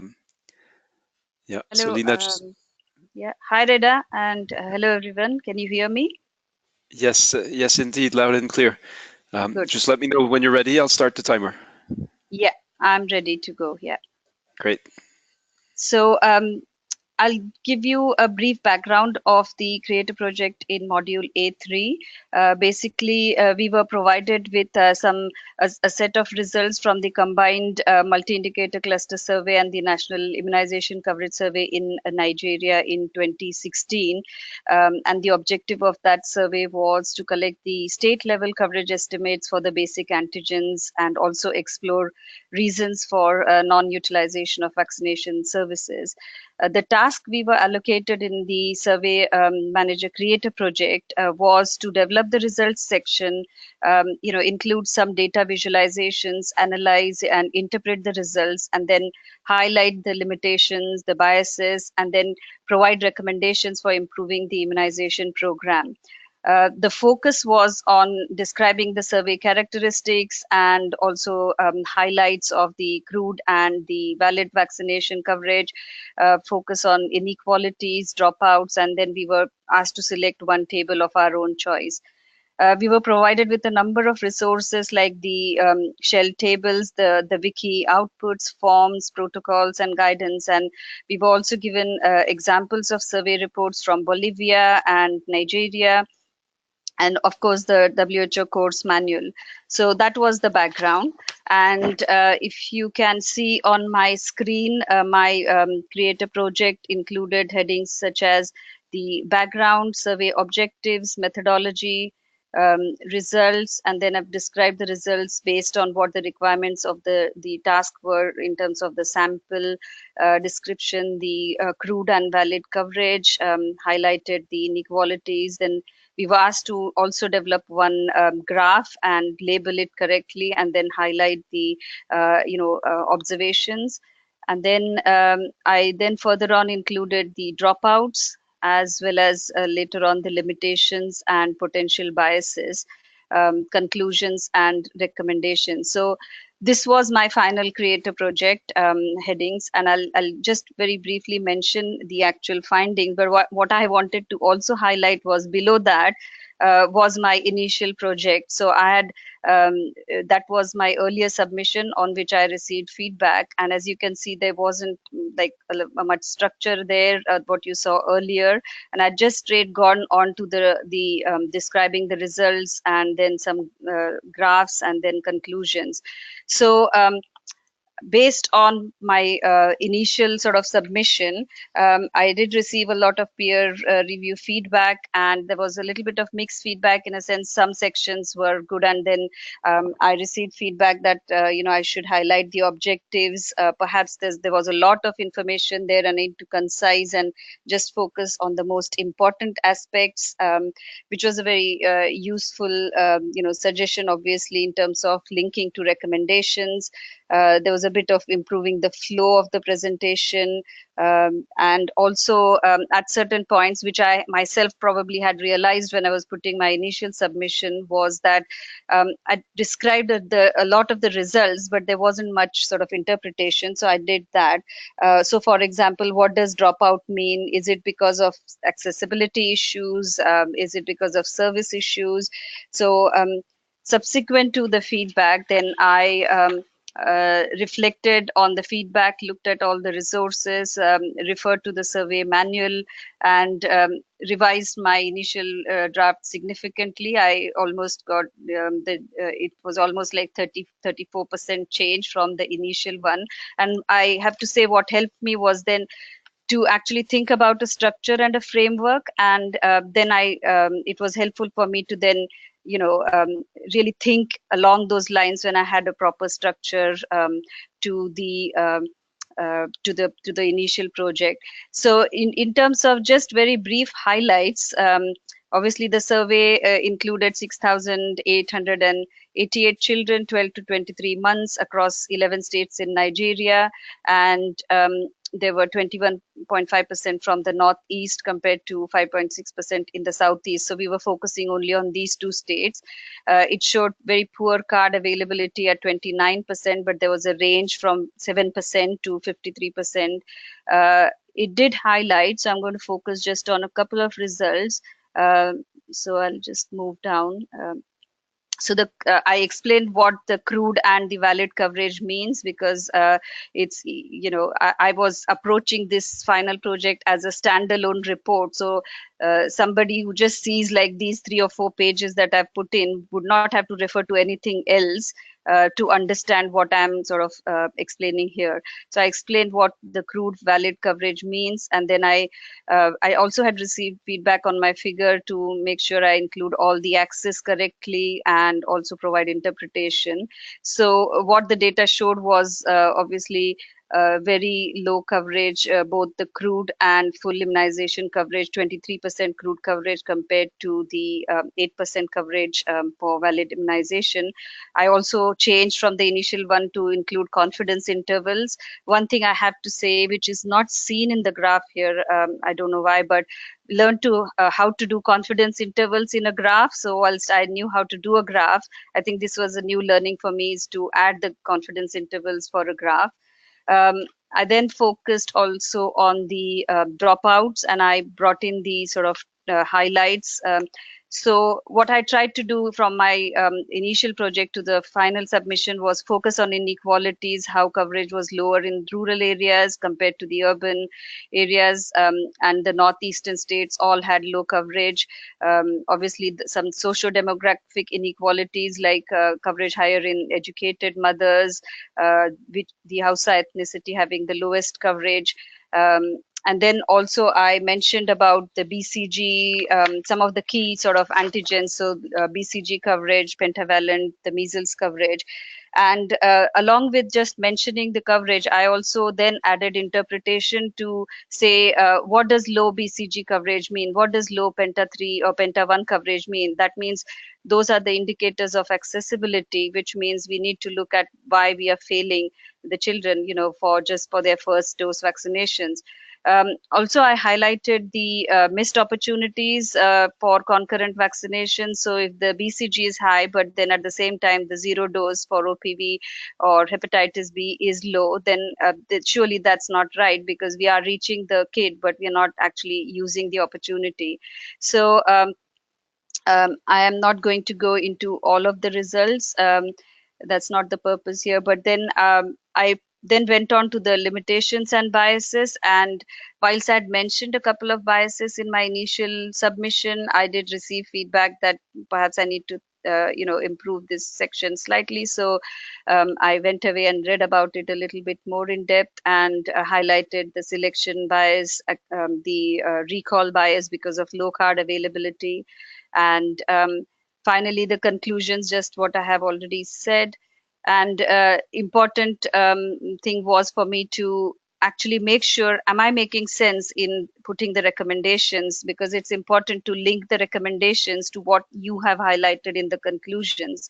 So in my recommendations, I put in very specific recommendations, like I found low card availability I'd mentioned earlier. So I said, I suggested perhaps having some innovative methods as community champions to target uneducated mothers in rural areas to improve card retention, need to explore why the service is totally failing in some of the northeastern states, perhaps need to also maybe explore reasons for missed opportunities. Maybe do we need a intensified routine immunization coverage, or a catch-up drive needs to be conducted across the country, but particularly focusing on the northeastern states. And suggested, we probably could do with some more operational research studies to explore the high dropout rates.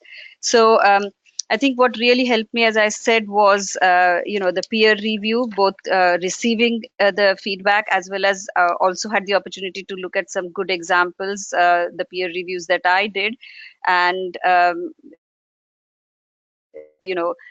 significantly changed my draft for the final submission. And just in terms of what I learned overall is obviously the technical skills, but in this module A3 particularly, using code books, doing the graphs with the confidence intervals, extracting meaningful insights, which we had in the initial survey objective, and translating them to important recommendations to guide the immunization program. Of course, communication skills in terms of feedback and writing style which is appropriate to communicate with stakeholders, policymakers, and the ministry. So that was what I sort of took away from it. Thank you. Thank you, Lina Inamdar.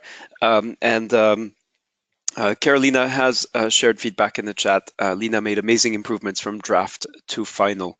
So we would love to go get some more feedback from Dale and Carolina, but I believe you should be able to see. I suggest they put it they type it into the chat so that we can move on to round 2. And I hope that's okay, but we are certainly over time.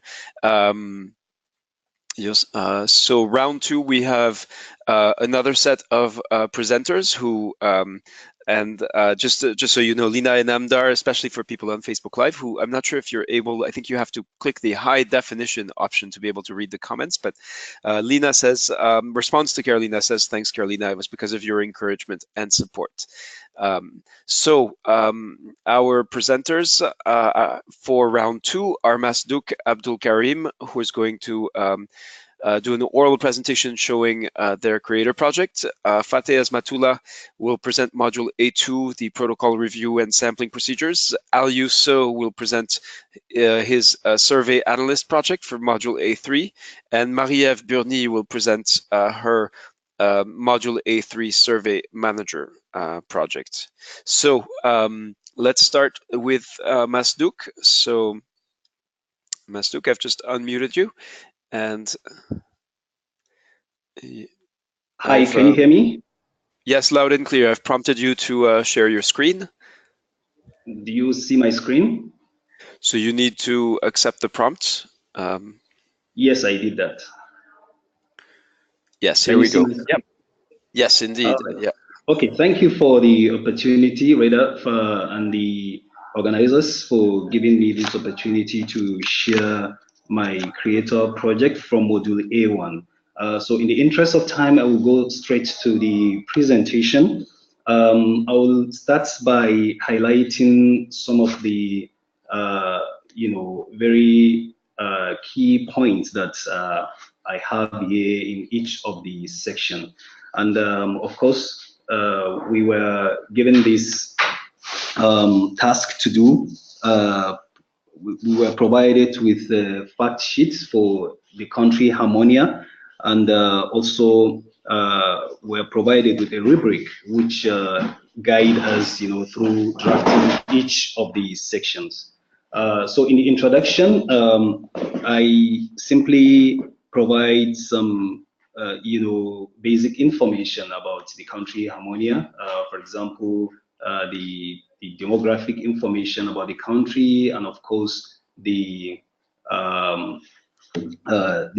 previous survey, that is the DHS, the findings from the previous survey, the different estimates, and of course the administrative data. One of the feedback I received from the reviewers was that I did not include the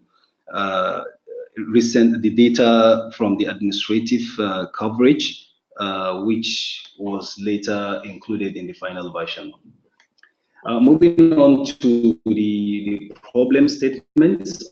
Under the problem statements, we are expected to describe the problem in the context of in the national or local context, and describing how this survey will help address this, help the immunization managers or policymakers address the problem.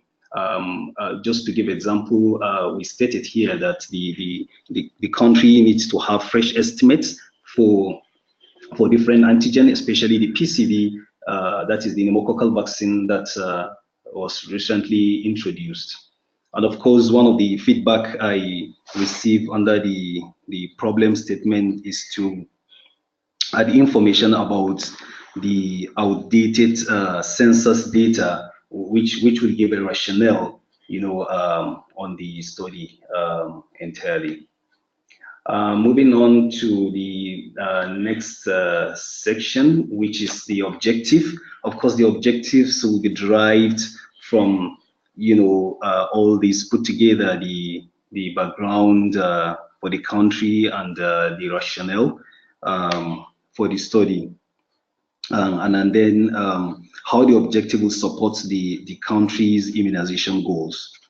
So all these were provided here. The objectives are expected to be SMART. And so one of the feedback I received from the first submission I made was the first objective has the fifth objective, which is not mentioned here, already captured. So I should, the reviewer suggested that I should consider removing the fifth objective, which is obviously captured in the first objective. And of course, we move on to the next section, which is the design summary. In the design summary, we are of course expected to show how to achieve the stated objectives and the strategy that will be useful, that will generate a useful result for the country. And here, just to give an example, we stated that the survey,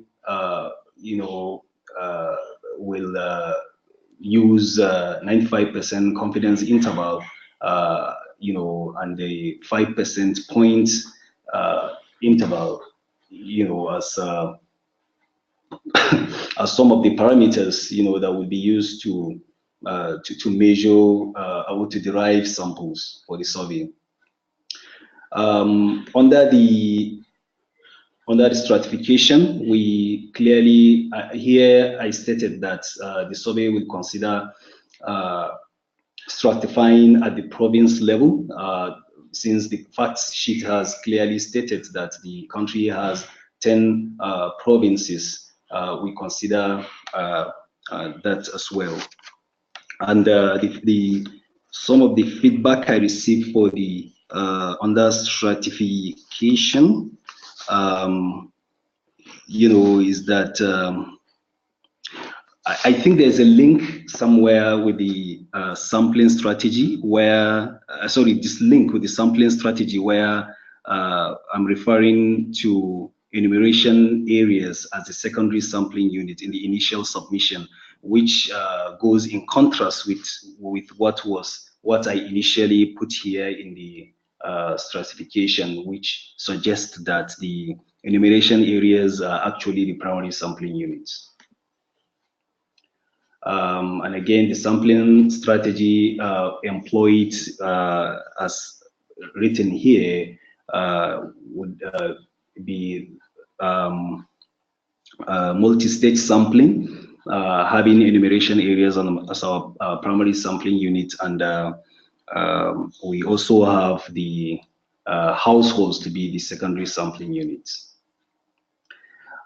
This is I think one of the interesting parts of the concept notes, and I remember during the classwork, during the classes, we had a lot of discussion around the sampling, considering the different parameters to derive at the correct sample to use, and also the Excel calculator that was provided. So what I did here is to, first of all, use the equations provided in the class to come up with the sample estimate, and then later use the Excel calculator to validate those calculations. And the different parameters here are also clearly mentioned, and how the total sample size of 10,000 completed interviews was arrived at. And then for the survey implementation, there's a lot mentioned there on how the survey will be implemented, taking into consideration the design and of course the number of interviews that will be conducted, the number of teams that are required to conduct the interview, and of course the time efficiency, which is also considered here. And some of the feedback I received under the survey implementation has to do with the description, I mean, the linkage between the survey design and the budget, which was also clearly described, I mean, in my resubmission. And then for the ethical review section, was able to describe how the research ethics will be taken into considerations. And of course, what some of the reviews I receive here is to mention about data protection and security, which in my resubmission also that has been taken care of. And then for this expected outcome of the survey, they're very clear.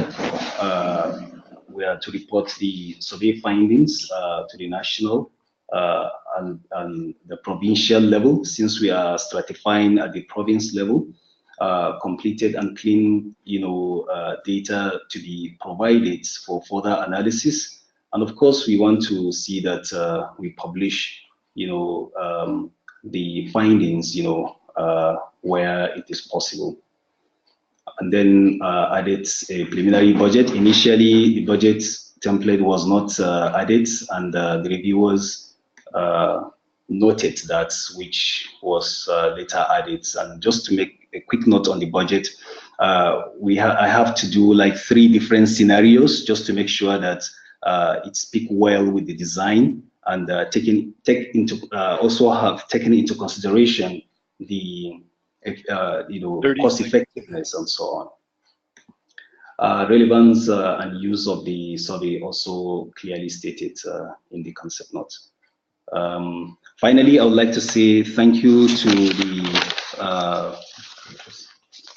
thank you so much to the tutors and the opportunity to be part of this course. It was so much interesting. Thank you.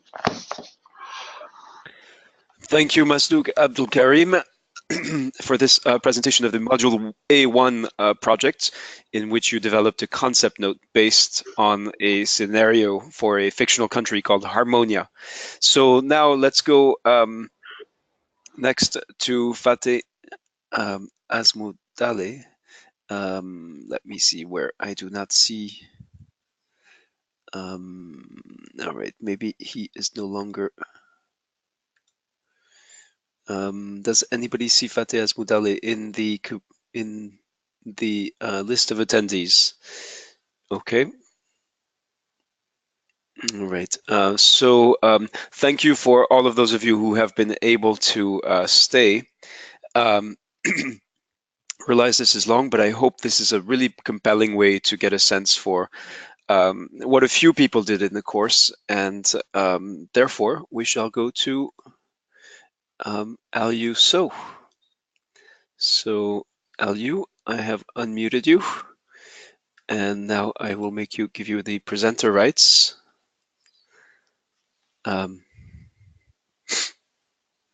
Yes, perfect. Yeah. Can you see my screen? Yes, your volume is a bit low. If you have a way to speak really loud or raise the volume, that would be much appreciated.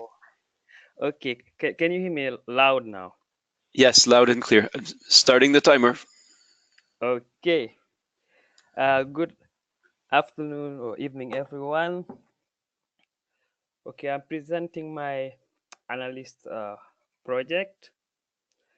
So most of the comments I got had to do with the graphs or charts, and most of the revision I did also is in that area too.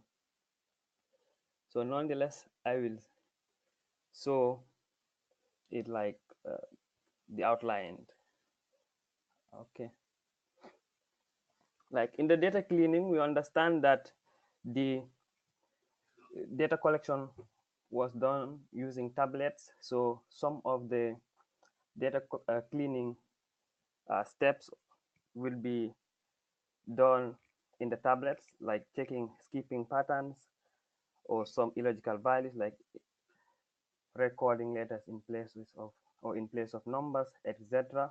However, logic will also be developed to identify missing values, duplicates, or conflicting data, such as missingness in variables expected of everyone, duplicates of key variables like zone, state, cluster response variables, etc. And also implausible or illogical responses, such as correctness of dates, completeness, appropriate ranges of age, vaccination, and also vaccination dates would be checked for their range, whether they happen or they were given like within the recommended time or within the Soviet time, and their order, like let's say giving penta recording penta 3, giving penta 3 an earlier date than penta 2 or something like that, and also skipping patterns, latitudes, etc. These are some of the data cleaning steps that would be done. With regards to the weighting plan,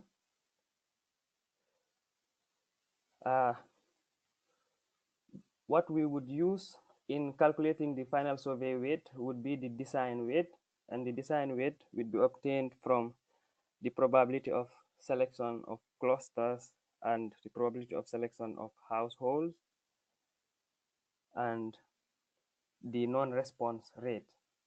So the final survey weight would be an inverse of the probability of selection of the cluster multiplied by the household, probability of selection of the household multiplied by the response rate. Methods. Okay, it was a multi-stage cluster survey, two-stage cluster survey. Data was collected using tablets, and the analysis would be done using Stata 13.1. This is to allow it to account for the complex survey design, as the manual recommends using software that would account for, or that would allow accounting for the complex survey design, and Stata is capable of doing that. Variables that we worked with were derived using the Wiki software.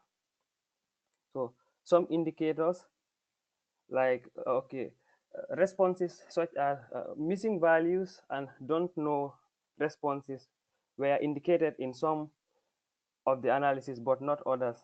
Like this inclusion or exclusion was mainly directed by the population or the included in the calculation of that indicator. If, for example, if the denominator is composed of all the respondents, such as vaccination coverage, then such responses are of course included. But if they are not included, such as dropout, when calculating dropout rates, then they are completely taken out. Weighting, also analysis including all population, like the whole sample or study population was like were weighted, like, but calculations of indicators that such as dropout rates that do not use the entire population were not the sample were not weighted. So Wilson confidence intervals were calculated for proportions. Actually, this was done in the revised version of my creator project. Wiki results interpretation quick reference guide was used for the interpretation of the analysis. This is just a typical example of what is in the, like, this is a typical example of the interpretation from my creator project. Like, not is zone among 157 children who showed evidence of having received pentavan per card or recall. 41.8% did not show evidence of receiving penta 3. So we were also asked to create empty cells or table cells and then fill at least one. So this is an example of the table I created and I filled. This part is the syntax I used to export the results to Excel and then copy them from Excel to Microsoft Word. And okay, this comment helped me improve the table a lot. Like in the initial draft, there were, or I did not include the total number of children that received Penta 1. So I only focused on these columns, this one and this one here. That is, I only saw the percentages and the absolute number of children that did not receive that particular vaccine, in this case Penta 3.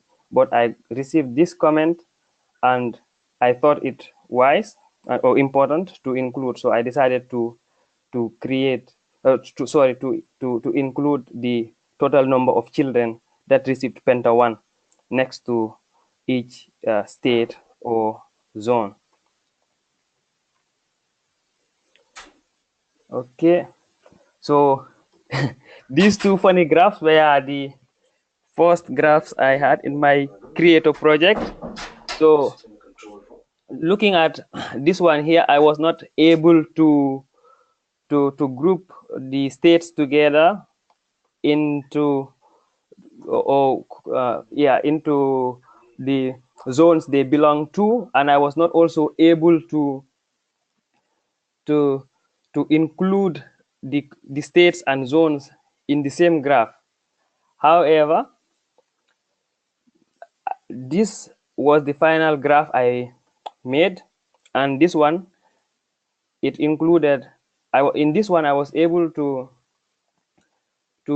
cluster or to put together the states with the zones like they're from, and also put these zones and states together in the same graph.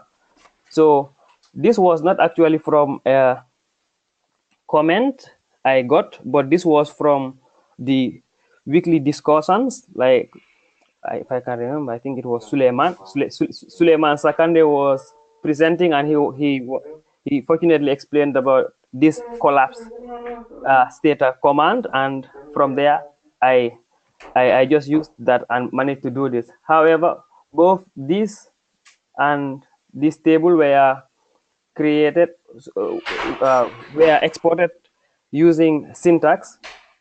So yeah, I think basically this is it. I will say thank you so much, and I will definitely want to thank the whole course team and my colleagues for according me the opportunity. I think for me the most challenging part was the module 3 for me, in the sense that I am not a statistician and I do not know so much about the software. I just know some basic things, but with the support I received from the first and second module, I decided that okay, I should go in for something that I think will be a little bit more difficult or challenging for me, and I think I should be able to do it. And thank God, and I'm happy that I have been able to complete the module, thanks to the course team and my colleagues. Thank you. Thank you very much, Al-Yuso. And now, last but not by any means least, Marie-Ève Berny will be our last presenter today. So she's going to present her Survey Manager project for Module A3. So I'm trying to find Marie-Ève. And I realize, okay, and I thank you, all of those of you who've been able to stay. I realize we are way over time.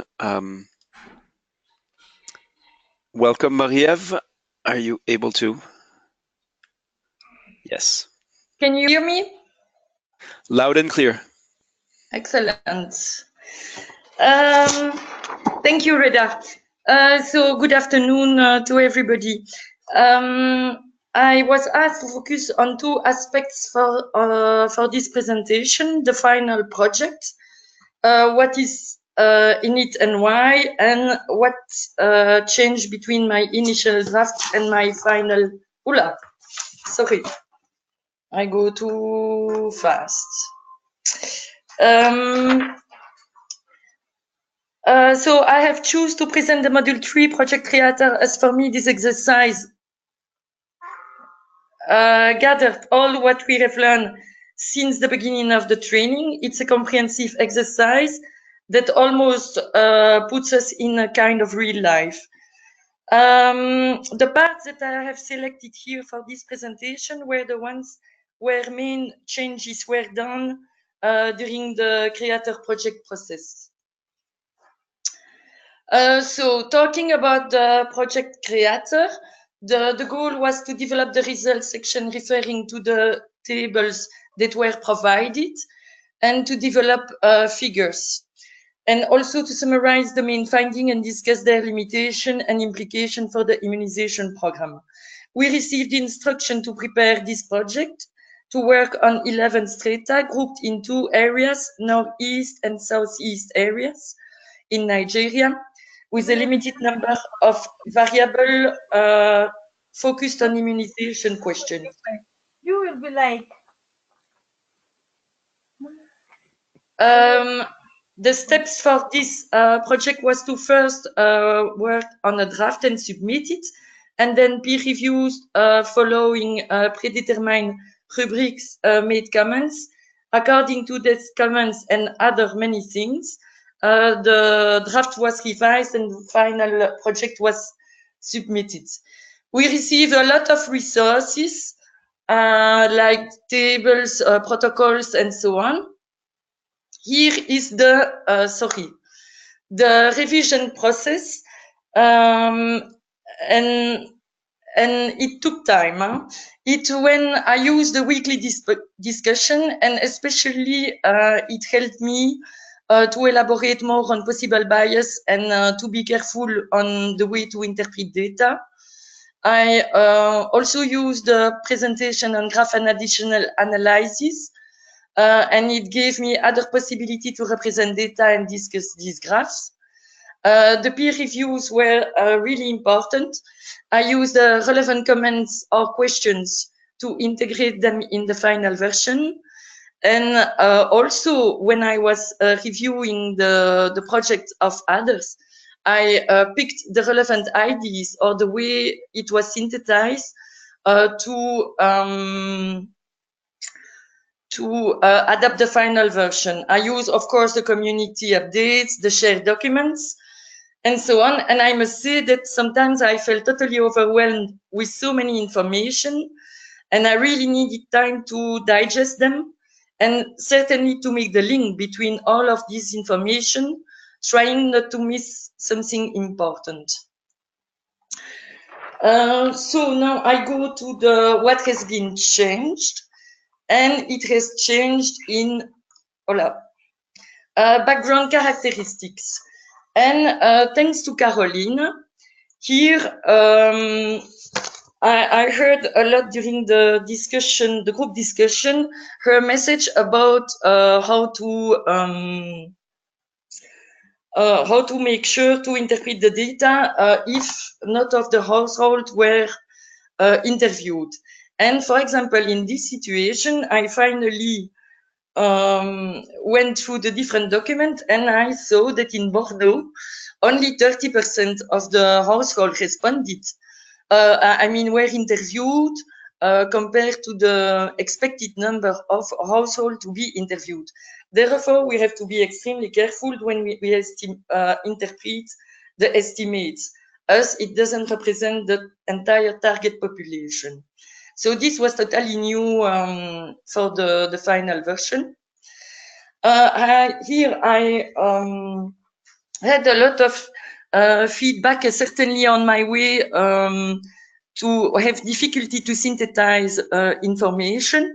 And I found in one review extremely useful the way the person synthesized the information, going straight to the point, and I try to do a bit the same. So this changed also.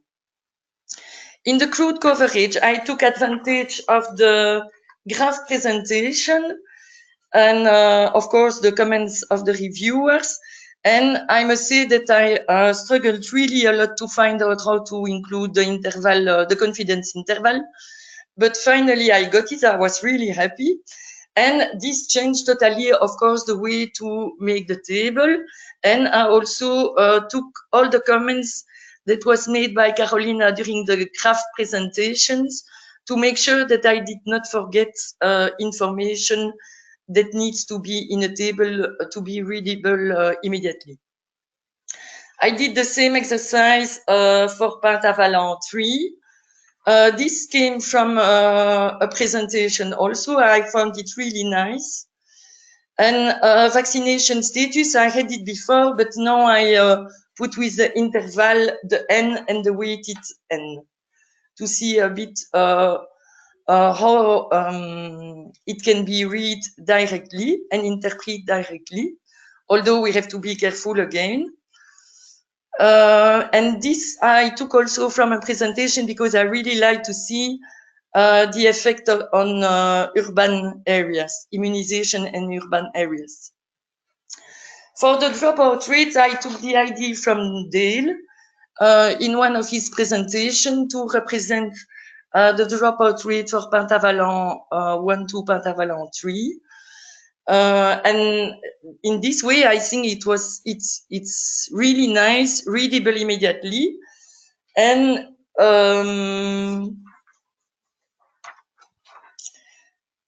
that's it for the dropout rate. Now here I made a lot of change because in the first draft I went really quick and I put under discussion all what was related to conclusion, recommendation, limitation in a totally disorganized way.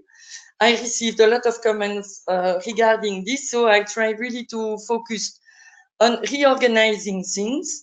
So I really put limitation and bias in one chapter with the different bias I could meet in my context or in my analysis. And I focus mainly on what was really hurting me, like the possible inaccessibility and the possible forgotten population that I never found if I find out if from the data we got, we don't know if this population has been taken into account. So this, I think, would be nice to discuss. And then I went, the conclusion was really focused on my worry about the situation and the danger to have several outbreaks in that country. Maybe it's a bit too much focused on outbreaks, this conclusion. Then I went to recommendation and really I tried to respect what I received as comments to make a really recommendation that could be feasible. Although the first one are very general, after I have tried to be much more practical in my recommendation, thanks to the comments I received from the reviewer. To finish, I would like just to say that I really love this course. I love the interactivity with dedicated people with so many different experiences, the excellent support we received by team day and night, the different methods used, the high level of skills, and this is really a great training. Thank you. Thank you very much, Marie-Ève Burny. All right, so we have now reached the end of the project presentations and the end of this commencement exercise. So let me just make myself presenter again. I'll need a second to do that. And to close this event, for those of you who are still here with us, and I appreciate your dedication once again. So that we will be following up on both the B modules, and then you are invited on 7th of February to a design event where we'll be talking practically how a community of alumni of Survey Scholar staying connected to each other can help you in practice, and what you're willing to do to contribute to help others. So with those reminders in mind, let me now turn to Carolina as the convener and leader of this course for her to close our commencement exercise. Well, thank you very much once more. I'm honored to have been a facilitator for this training. I learned a whole lot from all of you, and I hope to see you in the alumni community. You will be receiving your certificates by email, and looking forward to working with you in the future. And maybe, who knows, some of you may be my boss next time. Thank you. Bye. Thank you, Carolina. So I'm now going to unmute everyone so that everyone may just share their parting words. Happy New Year. Goodbye. Happy New Year. Thank you. When will you be able to send the email of certificate?